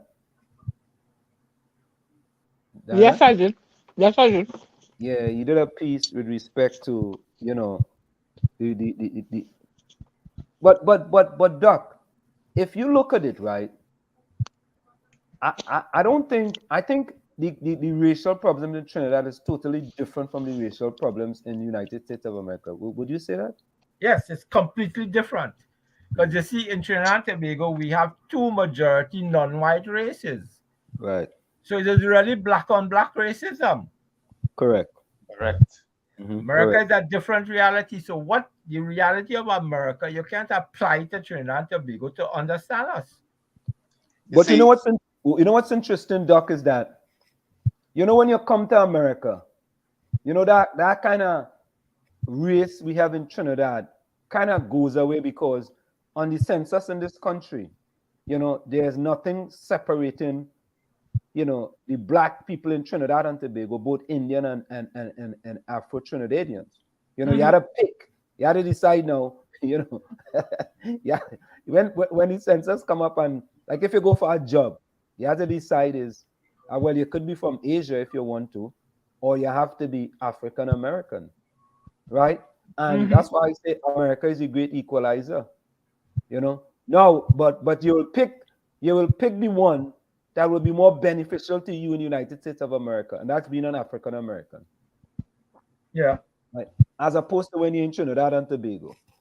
So it's just kind of sad, We hope that we could get over this. And but it's the politicians, Yeah.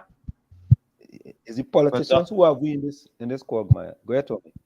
Dr. Figueroa, Yes, here in the United States, we are of the belief that if you are not Caucasian, you cannot be racist. Okay? For the mere reason that a racist is supposed to be one who wields a level of power that gives him the authority or the privileges that would make him quote unquote superior in his mind. So basically, I'm saying that to say that what we are experiencing in Trinidad and Tobago is tribalism. Because that's, when you really break it down, that's what we are. Two tribes. Well, we aren't capable of being racist. Yes, the bigotry exists, but it's more tribal than it is racist. What say you?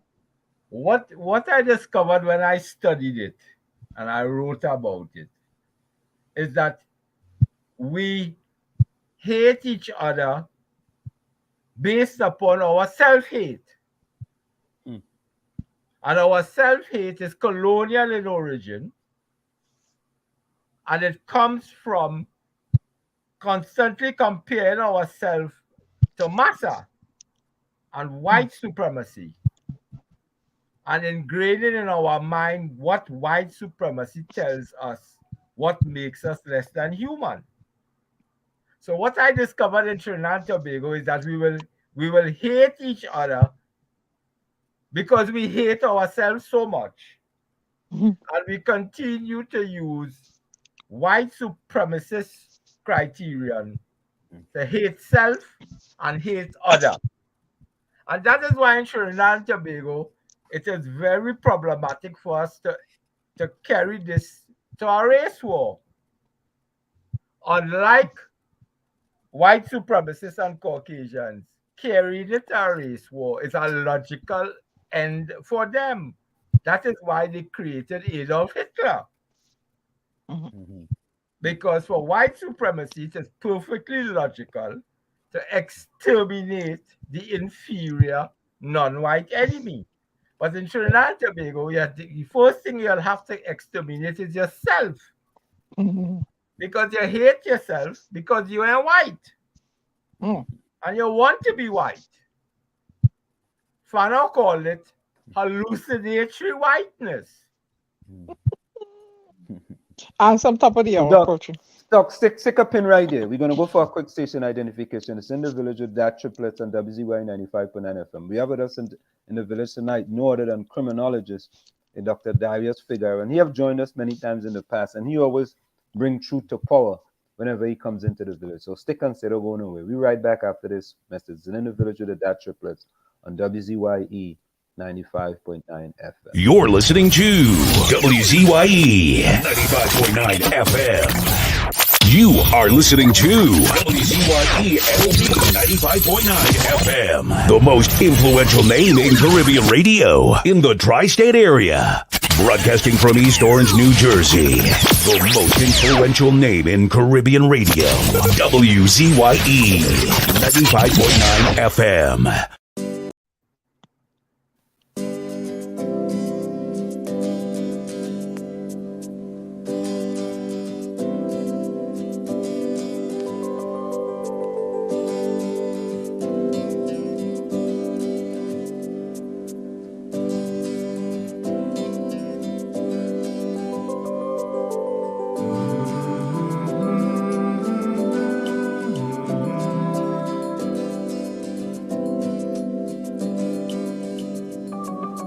Bring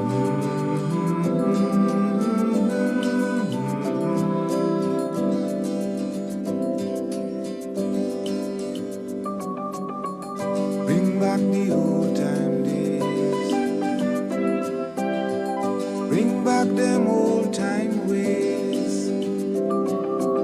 I know everything must change, but I still love the old time days.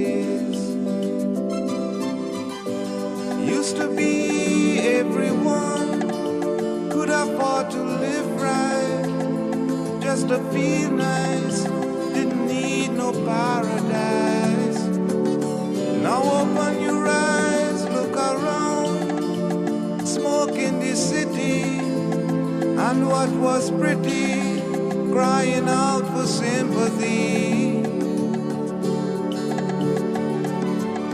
So bring back the old time days. Bring back them old time ways. I know everything must change, but I still love the old time days. Used to be everyone cared for each other, lived like brothers, respected one another. In times gone by, we used to share, together we'd make do. And if I draw a susu, what was mine was yours too. I know them days done pass and gone, and I know that life must carry on.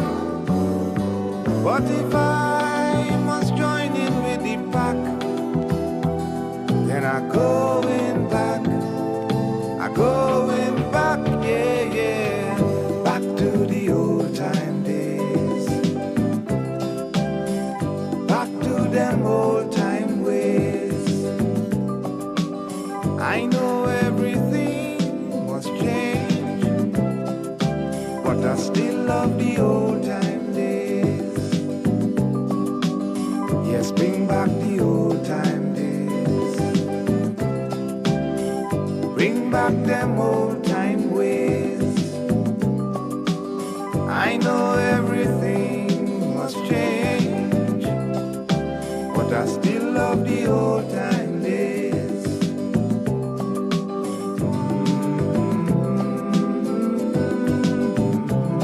Bring it back, bring it back. Just bring it back, bring it back.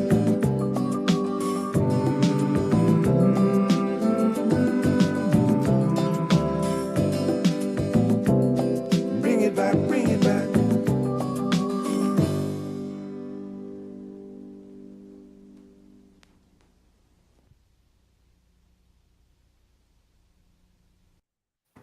And of course, it's in the village with the DAT Triplets on WZYE 95.9 FM. We come to every Tuesday, Thursday, and Saturday from 7 to 10 p.m. That's Tuesday, Thursday, and Saturday from 7 to 10 p.m. So, Doc, do we need to bring back the old time days? What we need from the old time days, what is so apparent in Trinidad and Tobago? The culture that I grew up with and I was socialized, the culture that had all the survival mechanisms that enabled our ancestors to make it until the 50s and the 60s. That culture is practically dead in Trinidad now. With the coming of the oil boom and then the gas boom, we have now generations of people in Trinidad and Tobago who have lost the survival mechanisms passed on from our ancestors to us that enabled us to survive.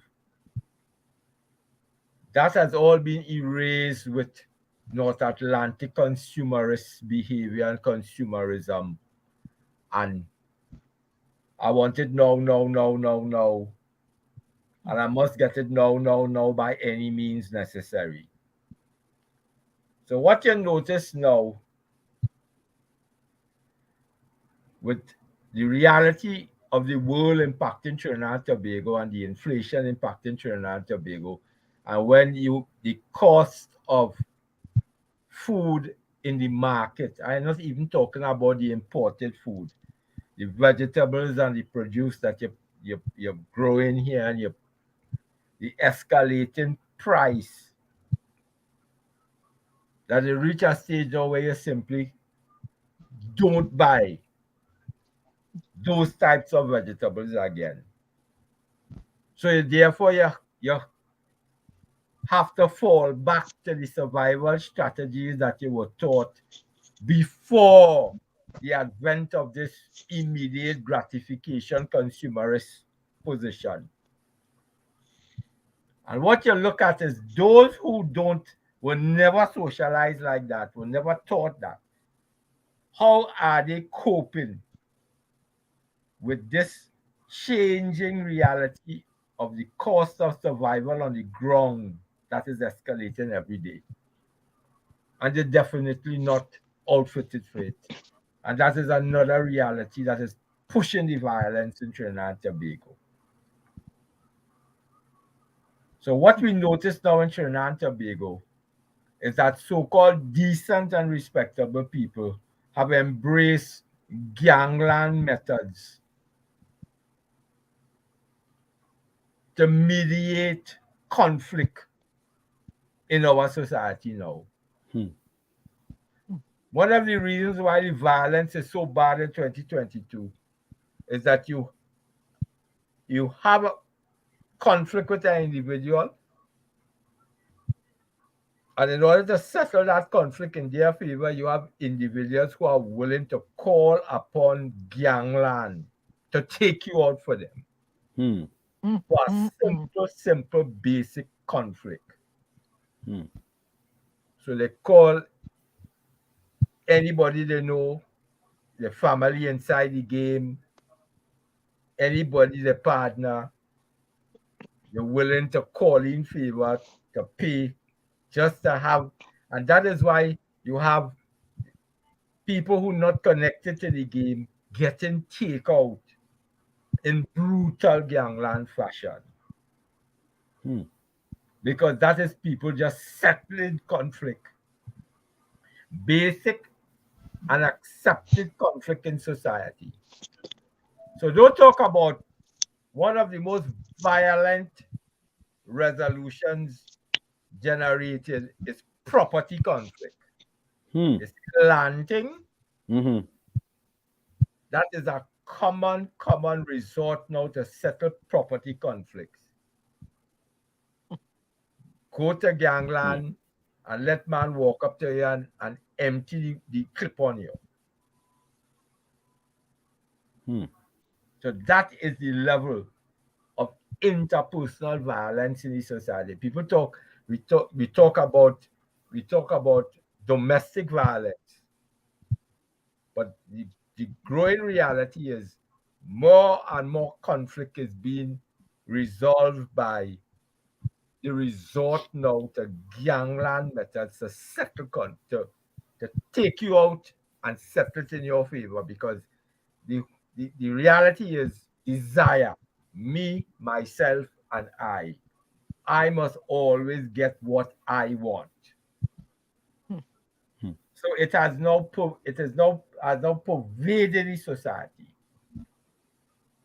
And those who drive around and play decent and respectable, they're willing by any means necessary to settle conflict in their favor. And as we used to say long time, and everybody blood close to the skin in Trinidad now. Make sure you ain't mash nobody foot. Make sure you ain't bounce them in the supermarket with your trolley, and stay far out of the way. Because everybody feel there's a gangbanger, but they're playing decent and respectable. And when they got the jump in the foreign use SUV and drive off. But that Dr. is Go ahead. That is the level of lawlessness that pervades the society, and all people like to talk about is those people.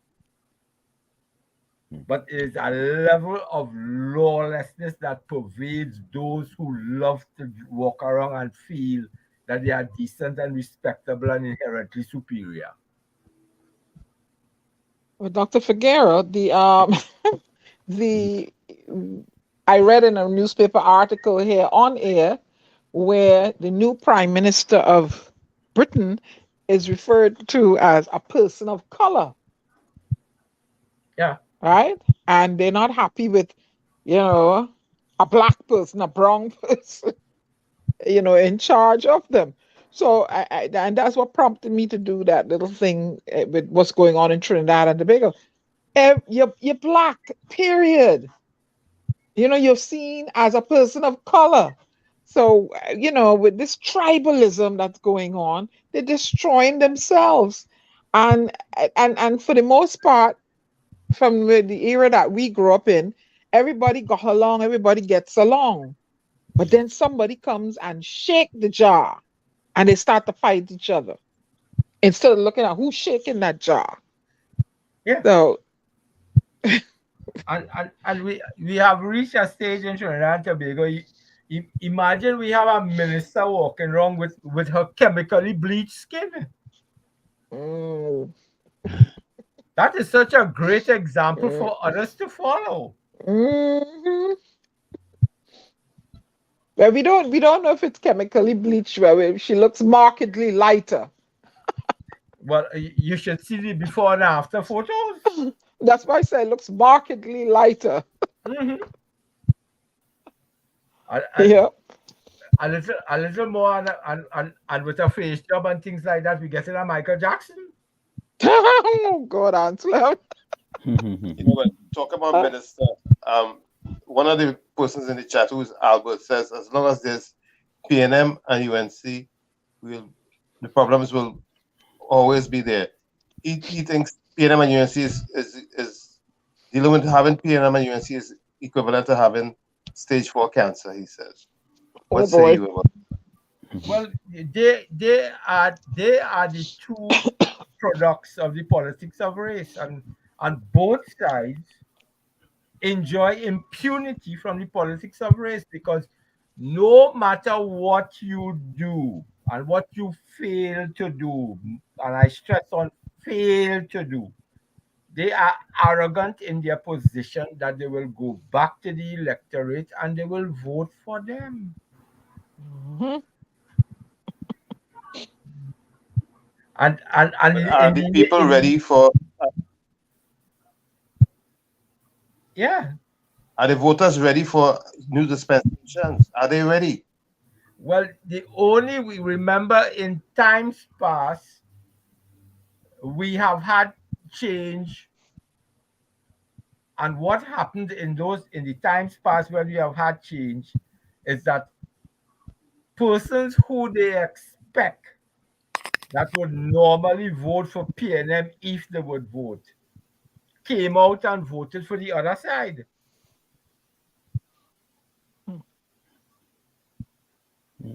So that is why the strategy is to continuously attack who you feel is the only choice that type of voter has.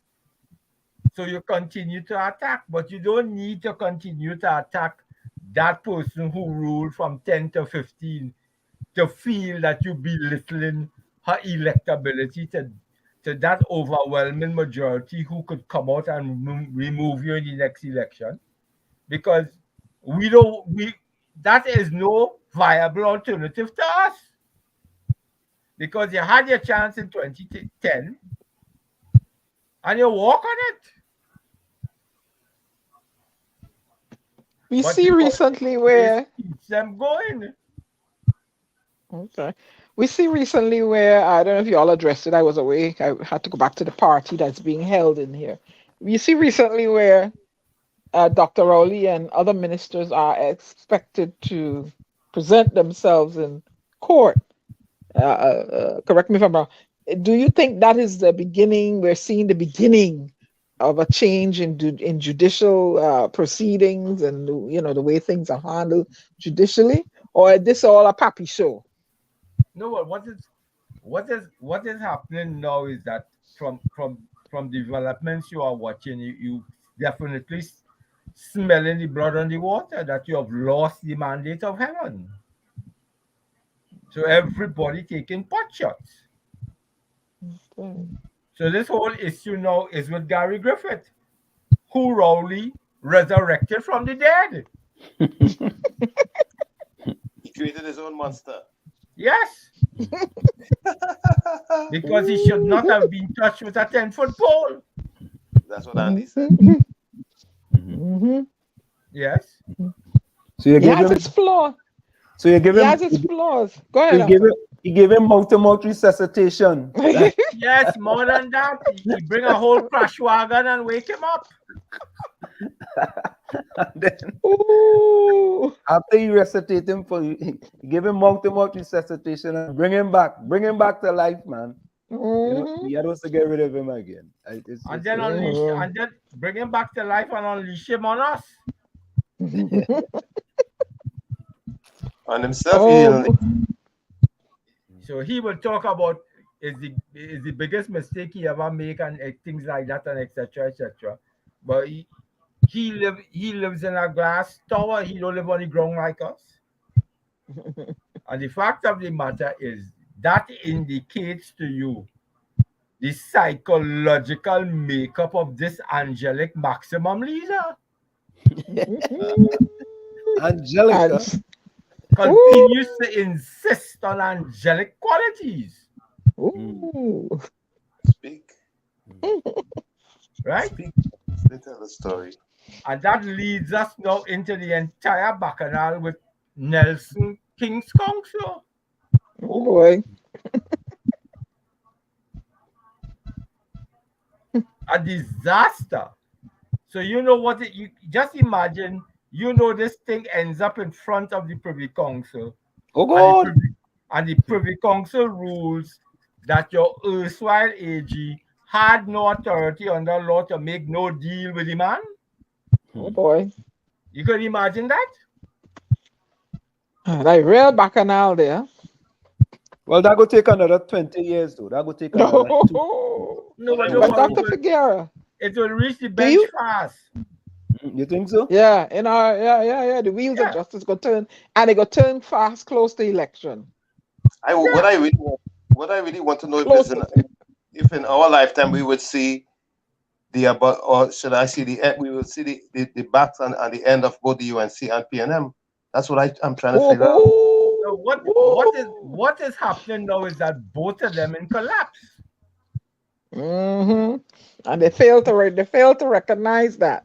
Yes, both of them is in collapse because both of them, Trinidad and Tobago ended up at the same portion of time with two maximum leaders from the two race-based parties, which got with to go. very similar psychological profiles. Mm-hmm. And what I say, because I got Trinidad, born there and I grew up there. For the most part, Trinbagonians, Indo, Chinese, wherever, we tend to get along. We get along. Because I went to school, I had Chinese friend, I had an Indian friend, he named Lal. I had another fellow named Chin. Everybody had nickname. We got along. It was a joy to be the only girl on the cricket team, on the football team. I don't know where all those things gone. You can't go outside and everybody frightened. You're walking, coming home in the night. A partner see you. Hey, sweetness, where you going? Let me walk with you. And you hassling you, but you're company and it's safe. What happened? What happened? What it is now from when I was young and growing up and looking about is that what we have now is a predatory order. Everybody looks upon you as a mark. Yeah, boy. It's a mark. That is all it is. Everything is desire and me, myself, and I. I saw videos where they walk up and snatch jewelry off a person's attending at a bar or something. Just snap, put a gun to you, and take your personal belongings and go on with it. Nobody. I don't know. How we operated on the ground now is the same order of the politics of race. And the politics of race is only desire and me, myself, and I. Because all you're interested in is power. Talking about power, Dr. Figueroa, we have the NTA, the PEP, and these other political entities that are springing up. What you think are their chances of really making inroads in the politics of Trinidad and Tobago? Well, what is happening now is the number one upsetter in the whole brew is Farley Augustine. And that is why everybody trained their guns on Farley, including the leader of the party he was once deputy leader. Because if and when Farley captures the 2 seats in Tobago, that's it, you know. None of them in Trinidad could rule, you know. Nope. Work is right. And Farley captured the 2 seats in Tobago, so watch them flat and tell them, well, they had to make me prime minister. Whoop. And then Farley had to go in and do what needs to be done to liberate this country, change the electoral system, and give Tobago full internal government. Yep. What I say. Because we continue since 1962 to now, we continue to treat Tobago like it is a colony of Port of Spain. Speak. And when you jump a plane and you go Crown Point and you come out in Crown Point, it's like you come out in Little Trinidad. Is that enclave within Tobago?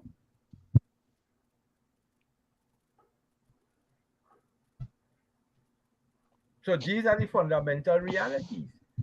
Farley is the man that leading the pack. So what you are saying?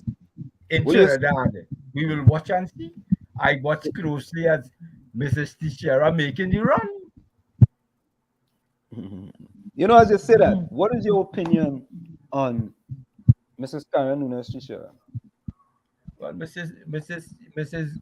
Teixeira is a competent thinker and a competent technician in a situation in which to perform. What she is coming now and challenging the present maximum leader of the PNM with is to show people her leadership qualities. Good. That is what she's coming with. So if there is defeat in the internal elections in PNM, I don't expect Karen Nunes Teixeira to just simply walk away from the politics. Yeah, she has made an impression. She has made an impression on the politics in Trinidad and Tobago with a new kind of, it's a seismic shift. It's a seismic shift in the politics in Trinidad and Tobago.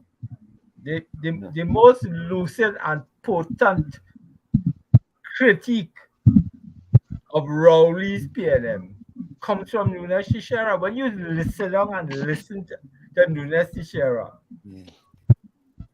dissect the Rowley PNM government layer by layer by layer, you just say to yourself, wow, you know, I forget that, and I forget that one too.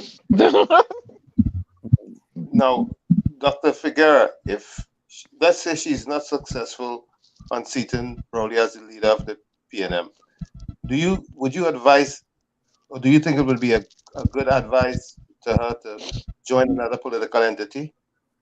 Yeah, with Farley. That's problems for that. That is problems for Trinidad. That is problems for Dr. Rowley and Kamala's Prasad Bisetta. Right there. Yeah. All they want fixed, that the fix they want. There are enough persons of the PNM who are so alienated from the present RPNM that they can rally round Karen Nunes Teixeira and present and put themselves in the running in the East-West corridor. There is enough. You know, Dr. Figaro, I believe, it is my belief that there is a silent amount of people who may not publicly come out and say, I'm going to vote for Karen Nunes Teixeira, but silently, when they go into that booth, no one knows that many of them who listen to what she's saying will vote for Karen Nunes Teixeira. Yeah. What has Karen Nunes Teixeira has to present herself more to the people. And I expect it will come at the end of the internal elections in the PNM, as long as she's interested in taking this thing forward. And start now to present herself as an alternative. Because what is being called for is a viable alternative to the RPNM. Because the RPNM has collapsed. Dr. Figueroa, I think you should tell people what's RPNM, you know, because some people may not know. Rowley PNM. All right, some people may not know. You know, we just have to get that over. We just have to get that over. You know what I mean? Yeah. Go ahead. Because there is now a crying need for an alternative to the RPNM for amongst all of us who will not vote for the debacle on the next side and need to vote to remove the RPNM. Because remember, we voted for the RPNM against the debacle on the next side. In the by-election, in the local, in the general, and in the general again. The time has now come for people like us to be given a viable alternative to RPNM. And if it has to come from the PNM, no problem. And you think Karen is that viable alternative, right? I listen to her, I watch her, and I say yes.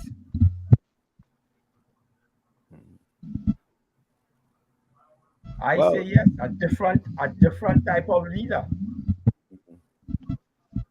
I've heard a so-called intellectual, I have to use that word because I know of their credentials, but they're referred to Ms. Teixeira as what? Hell hath no fury like a woman scorned. Is there any truth in that statement? Well, I don't know how and when she was scorned. What they talk about maybe is that when the RPNM came in, she got dumped. Okay. But so did others. And she certainly did not end up as others trying to ride a dead horse in the 2020 elections to take away a seat from Rowley, St. Joseph's seat. So you have a problem with the RPNM to the extent that you're willing to ride with a dead horse to come in St. Joseph's seat to take it away from Rowley? Or you have to be joking, man. Bite your tongue and work and shut your mouth and wait on time. Now, So you go and change yourself with the dead horse on the next side? Mm-hmm. now the RPNM have a crew. When or if Ms. Teixeira takes leadership of the PNM, would she be able to get enough replacements to distance herself from that crew that seems to be giving us a bad taste in our mouths at this time? Well, there are replacements, and the crew will have to go because they have many fingers pointed at the crew and questions being asked about the crew. Because you see, the other maximum leader will put you in play, and from the time you present a threat to that other maximum leader's picture to the electorate, you get your throat boss. Ask Gary about that, right? Ask Jack. The present maximum leader we have has this psychological inclination that whoever is elevated and created and put in place by the maximum leader, he defends to the end. So he defends and defends and defends and defends because apparently to bust the throat is a reflection on his ability. So I don't know if he has problems with appearing in public to be less than perfect. You know, it's interesting, right? The stage now where you're defending the indefensible. Correct is right. You know, it's interesting, right, Doc? I see a quote here, right, from Judy. I can see Karen and Fali team up. And I want to say that. Just think about the way how things are happening in Tobago. Tobago completed a bridge in 19 days. This is the first time in the history, I would say, that I know of in Trinidad and Tobago where a job was completed in 19 days. And from what I saw on social media, man, the thing looked nice. It's just a bridge on a road, 19 days. 19 days, you know, thing done, right? And I have coined Fali a transformational leader. I've also coined Watson Duke a transformational leader too, right? But he's transforming other things now.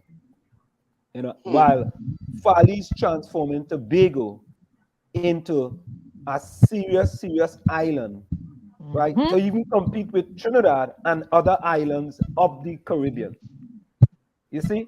So when you see a person like Karen Nunes Teixeira, who, in my estimation, right, will be the next political leader of the People's National Movement, and I say that without no fear or favor, because I think it's important in life that, you know, we take risk, but there's good risk and there's bad risk.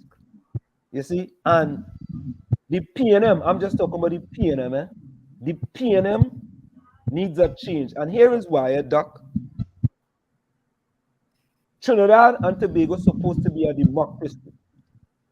And the People's National Movement is supposed to be a democratic party. But I said it's not a democracy, it is a democracy. Because when you cannot compete against the political leader, if you are in the parliament of the government, and you cannot compete against the political leader, because, and Doc, you can correct me if I'm wrong, since Dr. Rowley has been prime minister, whenever the PNM has an internal election, no one has competed against him that's in his cabinet.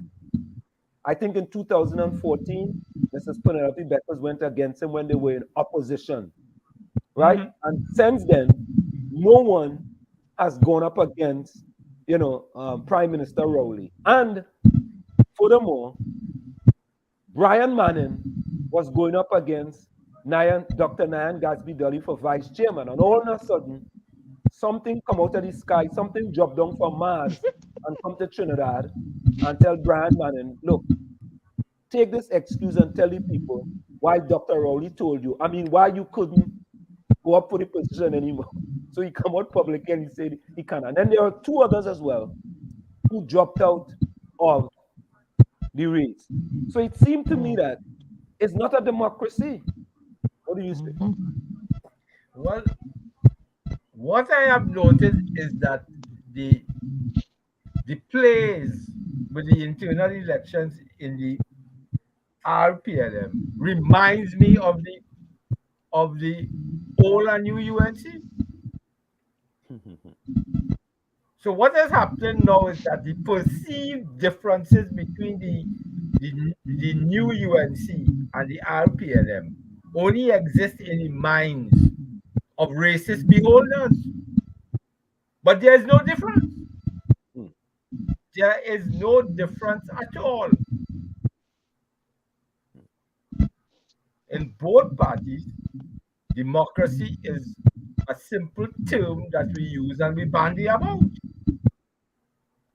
But internal elections are rigidly controlled and vetted and manipulated. And Dr. Figure. Yeah. Go ahead. Go ahead. I'm sorry. Go ahead. If we reach the stage now where it has already started to surface in the PLM, the common lavway of our internal election in the UNC about voter pardon and thieving vote in this and doing that in the ballot box and everything. Karen Nugent Shishera is raising it from in front in expectation of that is the final manifestation of the UNCization of the RPLM.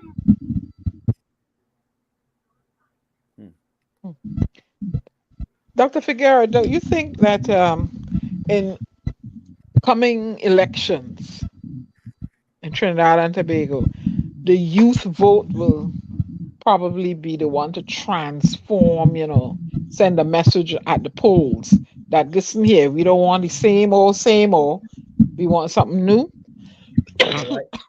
I could tell you from what I observed in both 2015 and 2020 in the East-West corridor, the youth vote came out. I don't know what will happen next time around, but in 15 and 20, the youth vote came out against the UNC. In 15, it was apparent. And then in 2020, the momentum continued. That was the measure of reaction to the UNC. The question now that the RPLM has to ask itself is, would the same youth vote, just as it came out in 2 straight elections against the UNC, come out against your maximum leader the same way?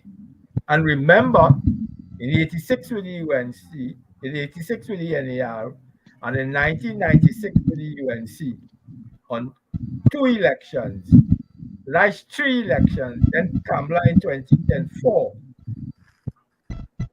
is the East-West corridor that kicked out the PNM, That's right. It is the East-West corridor.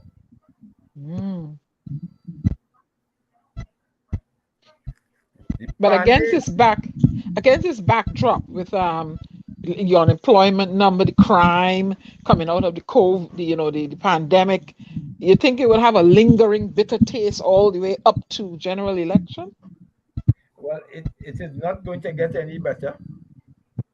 It is going to get worse, because the level of the hard times, the chronically hard times out there, my sister and brothers, I'm telling you, the hard times that on the ground now in Trinidad and Tobago reminds me of the 1960s when I was a young man before the oil. And what it is now reminding me of is when the oil collapsed in the early 80s, And it is worse than that. That when we went through the dire times in the early 80s,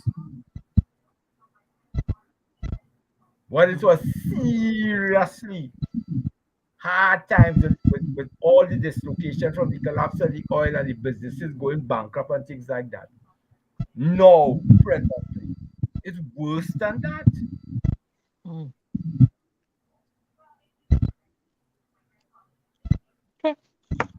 It is pure consumer demand now has been crippled because of the absence of the income to acquire what you desire.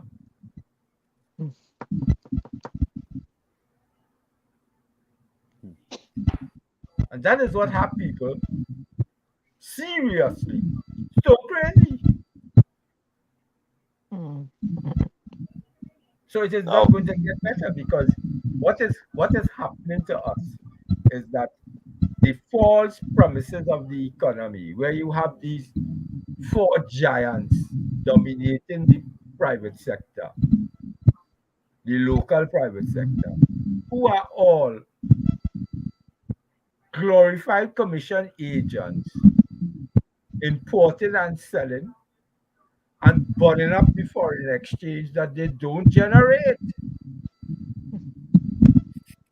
So imagine Trinidad and Tobago, you have four giants dominating. One subsequently has now been acquired by a Jamaican conglomerate. You have four giants dominating the local private sector, and all they do is import and sell back. They don't make nothing. So in a growing economy, a developing economy, your local private sector, your indigenous private sector is dominated by four giants of a service sector economy that you find in the United States of America. So they're like the Walmart and of Trinidad and Tobago.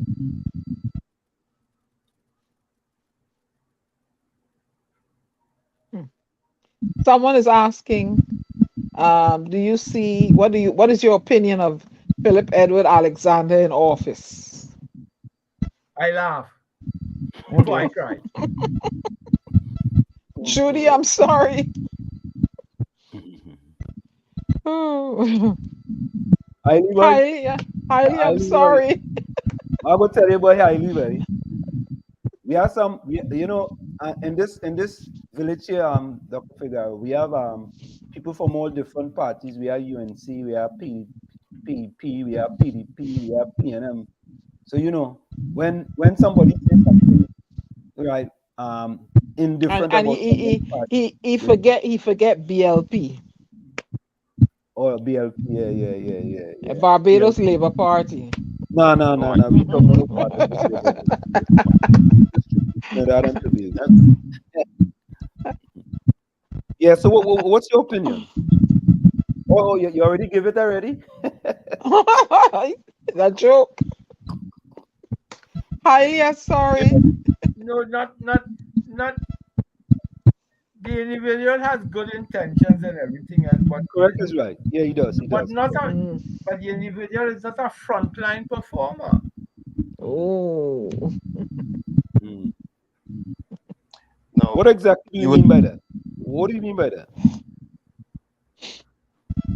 No, a frontline performer possesses the complexities that are demanded of you as a leader. Every day, Farley shows it. Correct. And Farley is young. But what they don't understand is that Farley spent years working in the vineyard on himself. And you listen to Farley.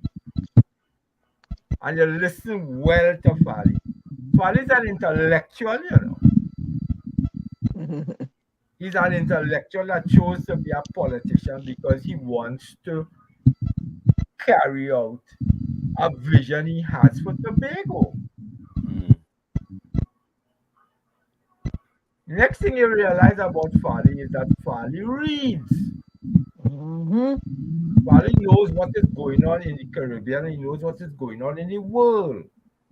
And he knows about it of relevance to Tobago and solving the problems of Tobago. So that means that is somebody who has worked on preparing himself for the task of leadership, not preparing himself for the task of motivating people to vote for you. Two different things, you know.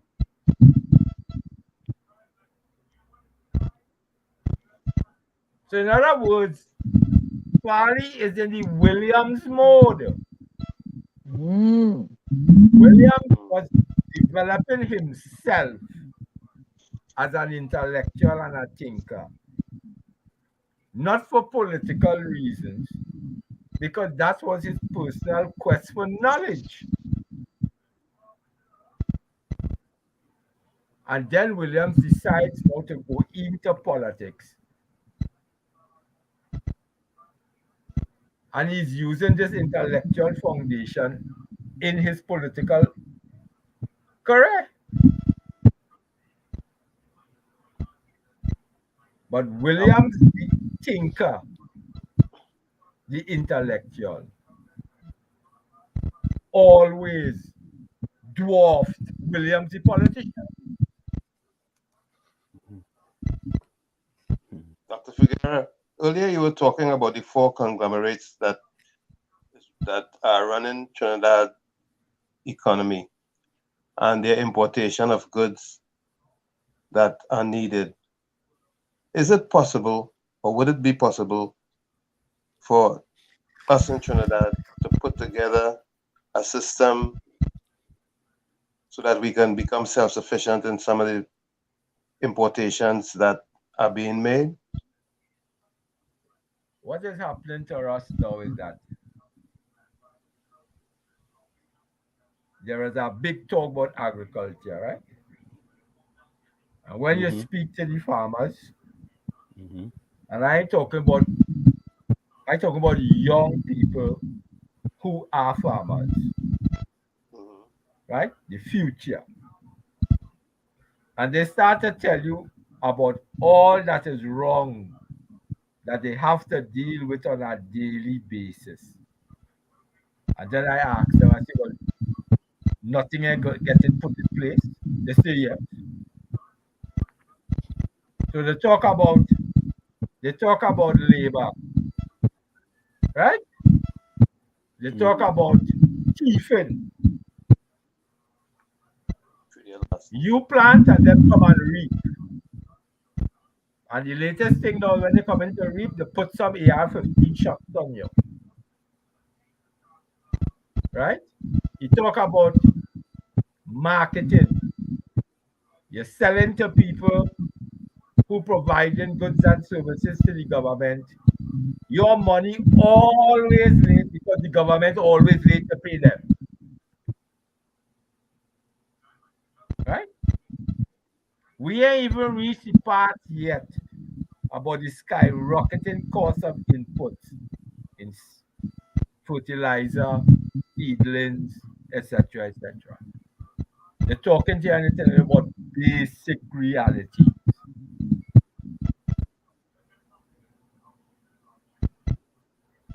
And then you say to yourself, they like the old colonial economy. As Lloyd Best teach all away, you export the primary product and you import everything. An open dependent economy. Trinidad and Tobago now we have open dependent economy with open dependent oligarchs. Okay. Is it possible that a focus could be made in Tobago to become the breadbasket for both Trinidad and Tobago?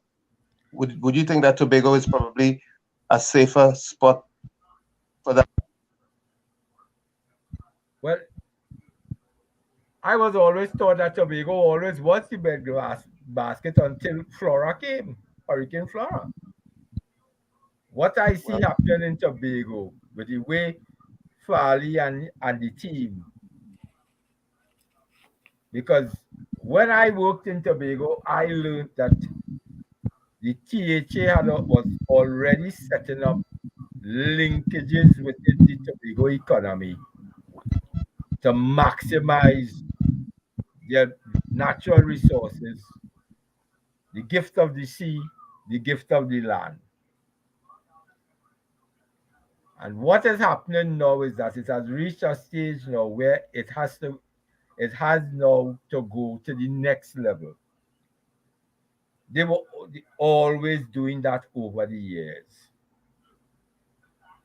So Tobago is now at the point where the old development thinkers would say Tobago is at the point now where it must take off, take wings and fly and change the nature of the economy.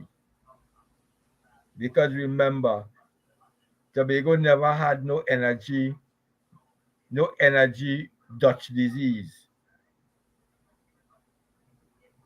So they had to stick close to what they had. So what I see happening now in Tobago is that you have investors in Tobago now that set up industrial farms that they say will soon come into production. And that is now the takeoff point. And they say they describe it, they say they have farmers on contract to sell to them and they will produce, agro-process and export, etc., etc. That was always the agenda of the THA. And now you're getting investment on the ground that will realize it. And then we have the other venture in Tobago where they're growing strawberries and things like that.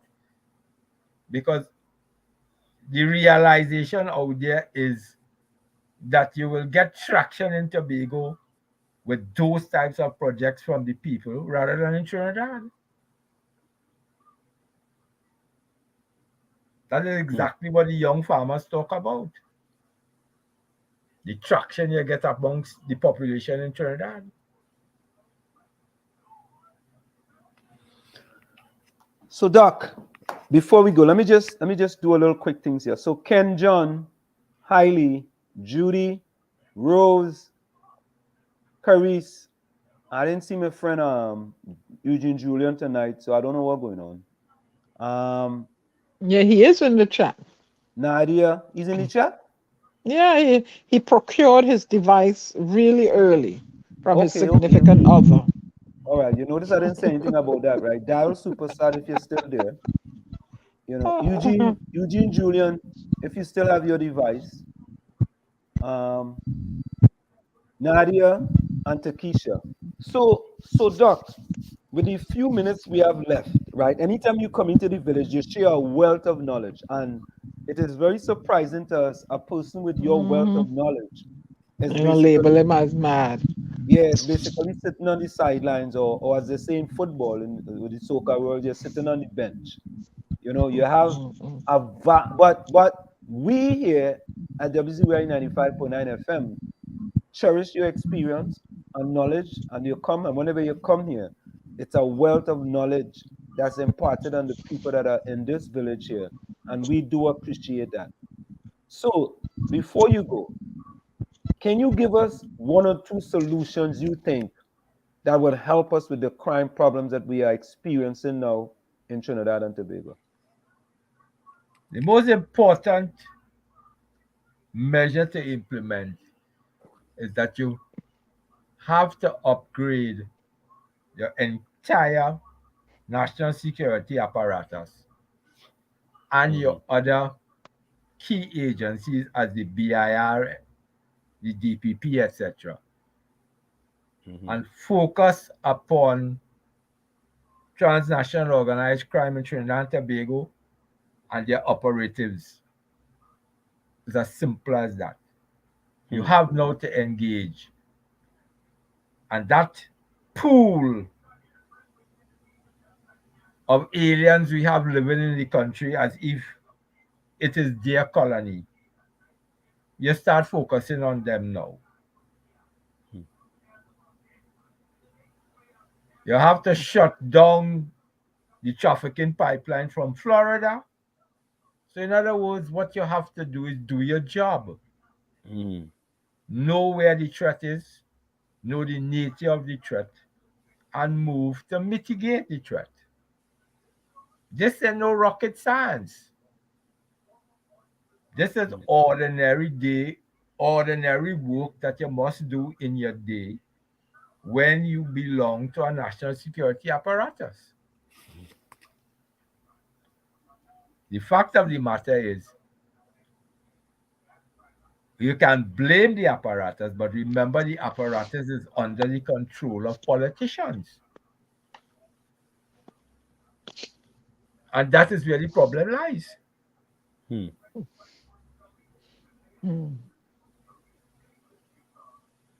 So that is what we must immediately do. Recognize, we love to talk about transnational organized crime in Trinidad and Tobago. But what are we doing to engage with it? That is the problem. It's no mystery. Everybody talks about it in the official discourse of security. What are you doing to engage with it? Because you can run your illicit organization and maximize your wealth, but you have to do it with this tons of bloodletting, because they are doing it in the Dominican Republic and they are doing it in Puerto Rico, and it ain't had a bloodletting and rivers of blood in those two big operating points, because right now the Puerto Rico is a major operating point for transnational organized crime to move product into the United States Eastern Seaboard. They literally take Puerto Rico and wake it up from its slumber to compete with the Dominican Republic. And you don't have the rivers of blood in those two countries. They are the command and control centers of drug trafficking in the Caribbean island chain, and it does not have the rivers of blood we have.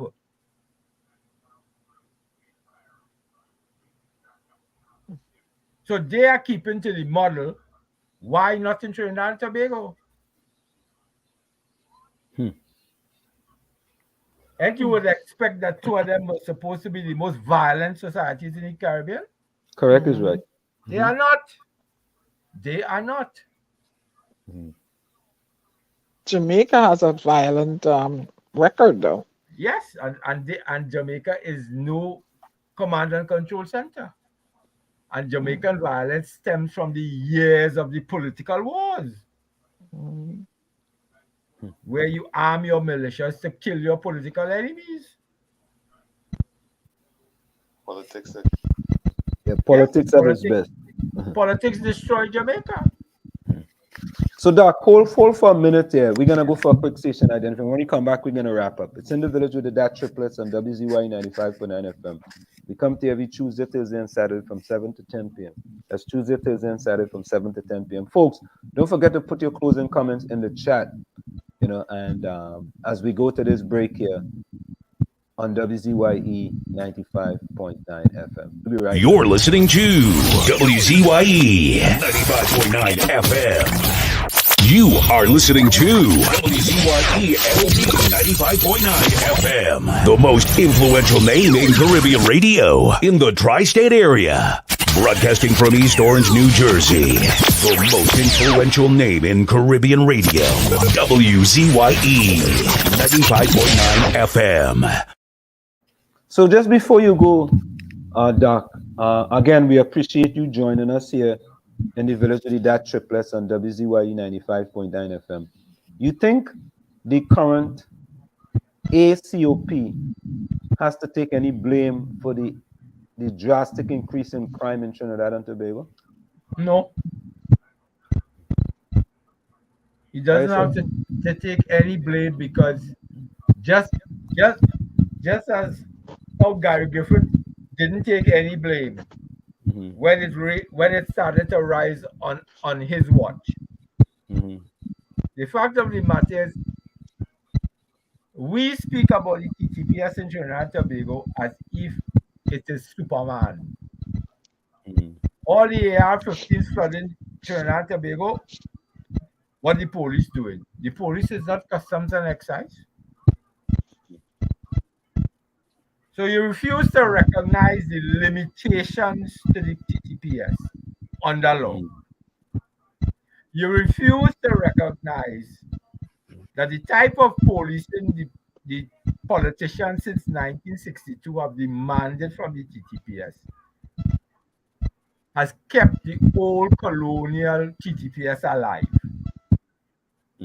which means that the TTPS is not configured in 2022 to deal with the threat we face in Trinidad and Tobago from transnational organized crime. They're not configured to deal with the threat. So the people of Trinidad and Tobago must make up their mind. Either you like the politics of race or you prefer your personal safety. You prefer public safety to your politics of race and keeping your enemy out from the treasury. That is what it comes down to in 2022, your life versus the politics of race. Because the politics of race has failed to guarantee public safety in Trinidad and Tobago.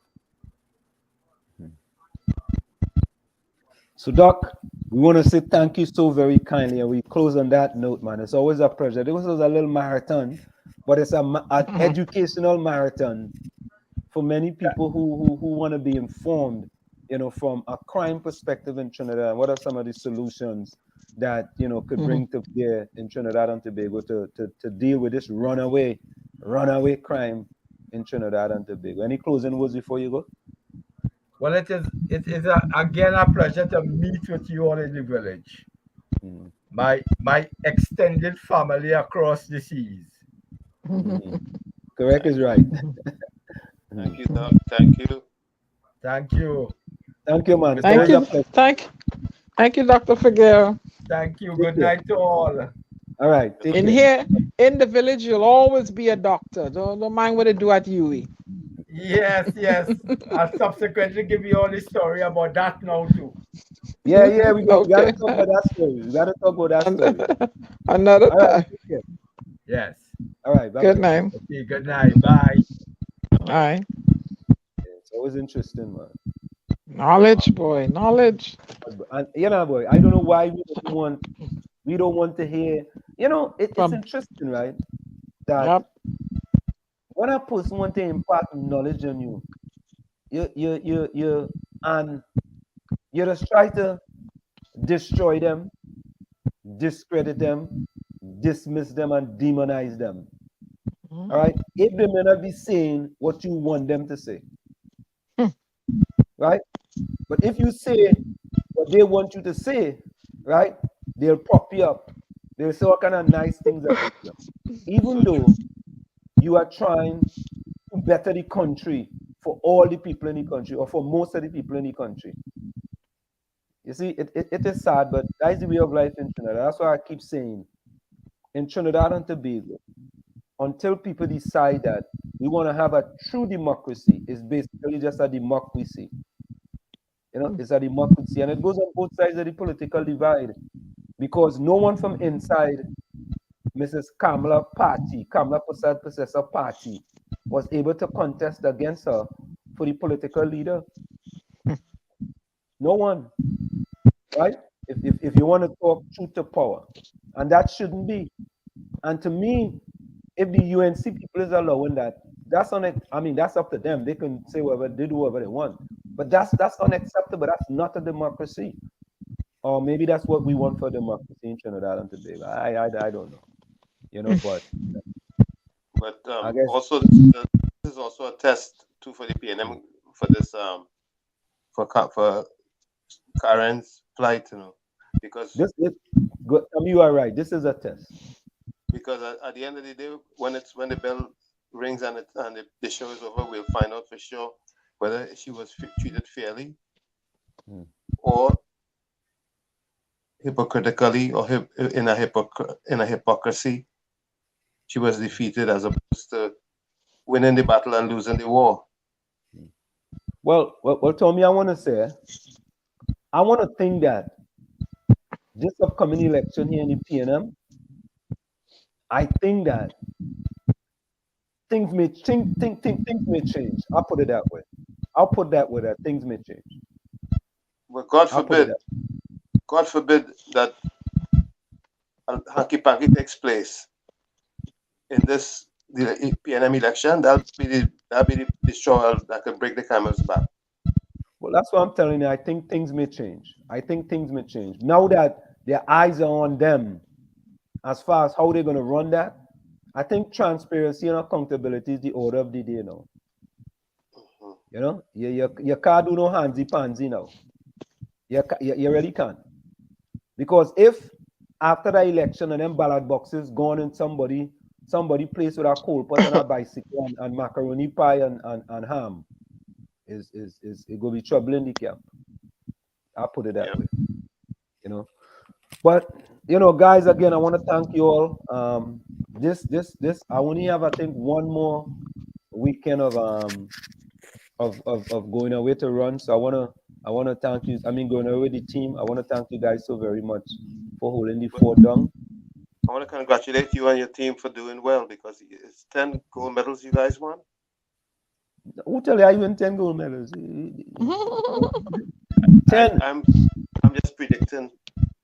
Oh, that's a prediction. Okay, Tommy, thank you very much. I like that. I like that prediction. How many gold medals you won this time? Well, you could only win one gold medal, because it's a long distance race. Oh, it's just a long distance. You guys did win.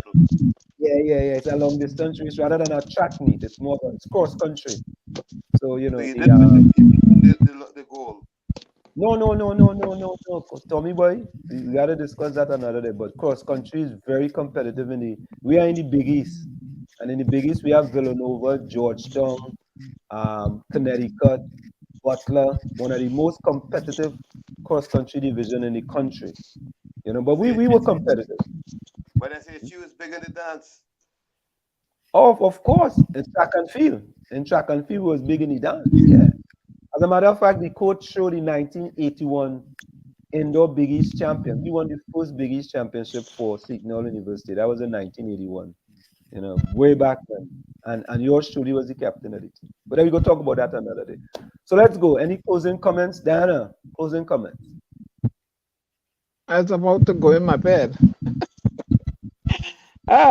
Anyway, I saw this thing where it says politics. The word politics is a Latin word meaning many, and ticks meaning blood sucking. Power wrongly used defeats the oppressor as well as the oppressed.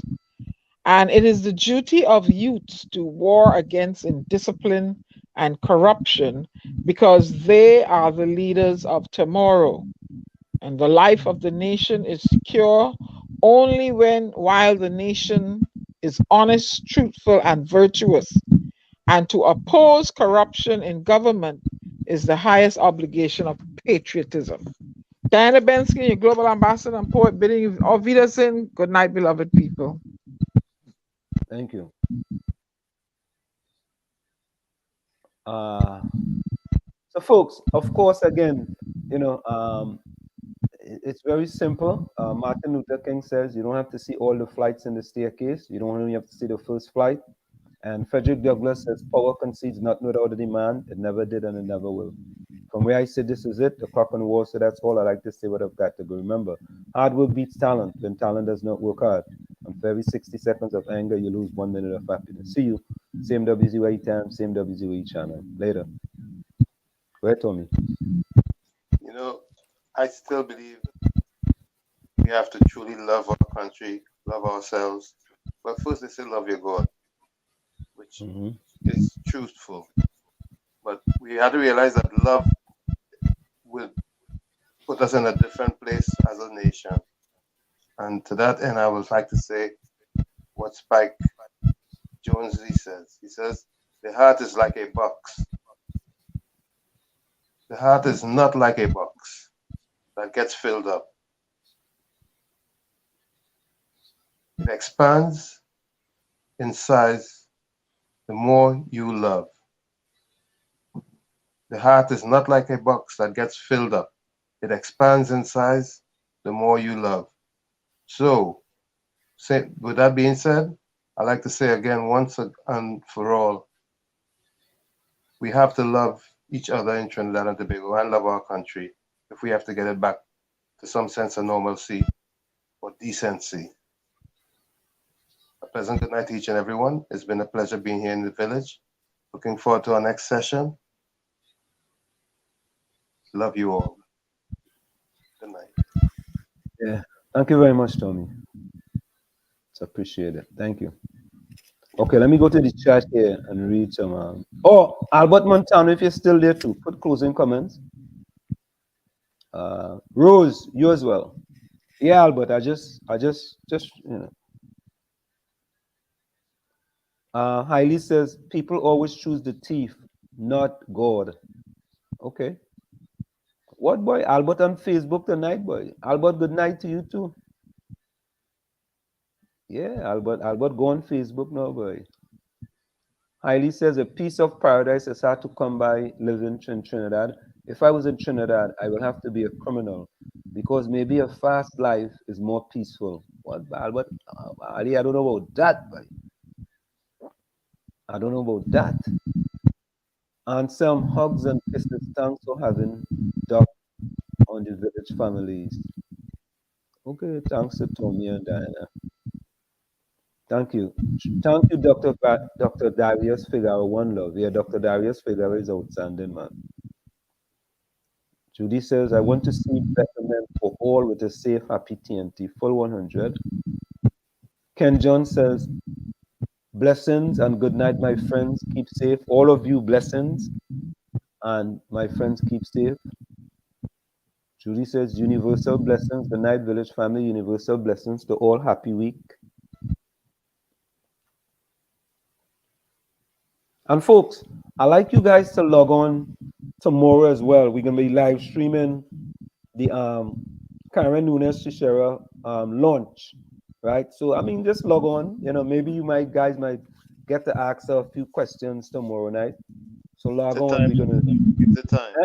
Huh? Give the time for yeah. It's going to start at 4 p.m. Yeah, I think it starts at 4 p.m., the launch, at 4 p.m. tomorrow. Right, and you know, we're doing this streaming. I mean, we're not going to be doing any commentating really. We're just doing this streaming, and they will have people there in Trinidad doing the commentating. So you guys should log on to that as well, right?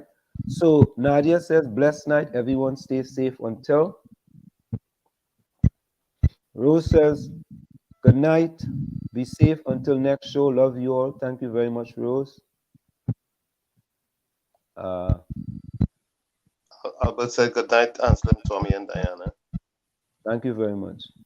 Highly closing comments. Keep song wisdom. Life shall be unto your soul, and your foot will never stumble. Have all yourself a wise and knowledgeable rested weekend. Blessings and love. Thank you very much, Hailey. Thank you. But I see no closing comment by Eugene. Rose says, it's always a pleasure to join on this such educational program each week. God bless you all. Be safe, everyone. Thank you very much, Rose. You read Judy's comment yet? Yeah. Which one? She says, thank you, Tommy, Diana. Anselm, Tommy, and Diana. Good show, indeed. Oh, okay. Daryl Superstar says, bye, people. Always treat people the way you want to be treated, so always be good. Thank you very much, Daryl.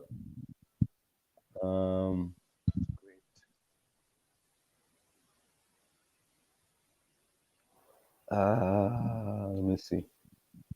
Going back here. You see any comment by Eugene Julian? Not yet. Oh, I ain't see no closing comment. We left the village. Yeah. Maybe it's Judy is 4 p.m.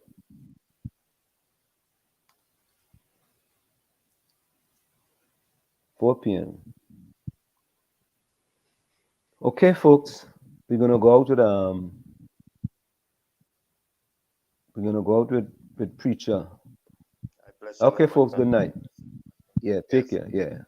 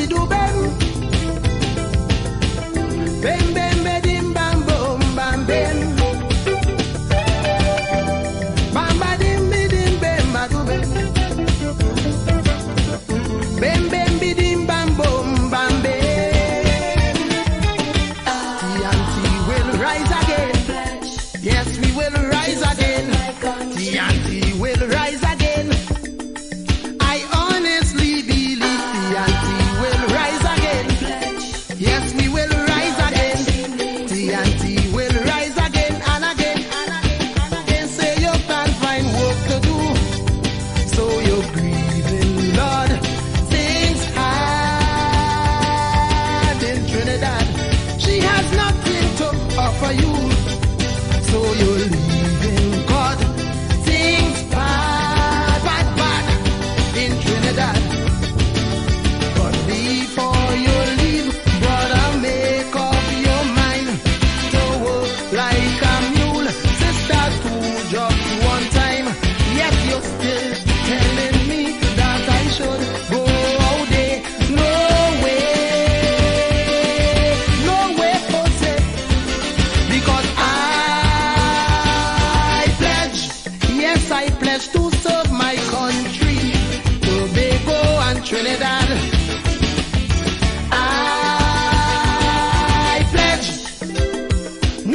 that she needs me. I will work hard. Now let's get down to serious work. Stop your crying, Lord. Things hard in Trinidad and bring back the ship afloat. No denying God. Things bad, bad, bad in Trinidad. If I work with you, brother, you work with me. Together we could rebuild sweet T&T in a gesture of love. Let us all join our hands and sing. Oh yeah, oh yeah. I pledge to serve my country, Tobago and Trinidad. I pledge. Now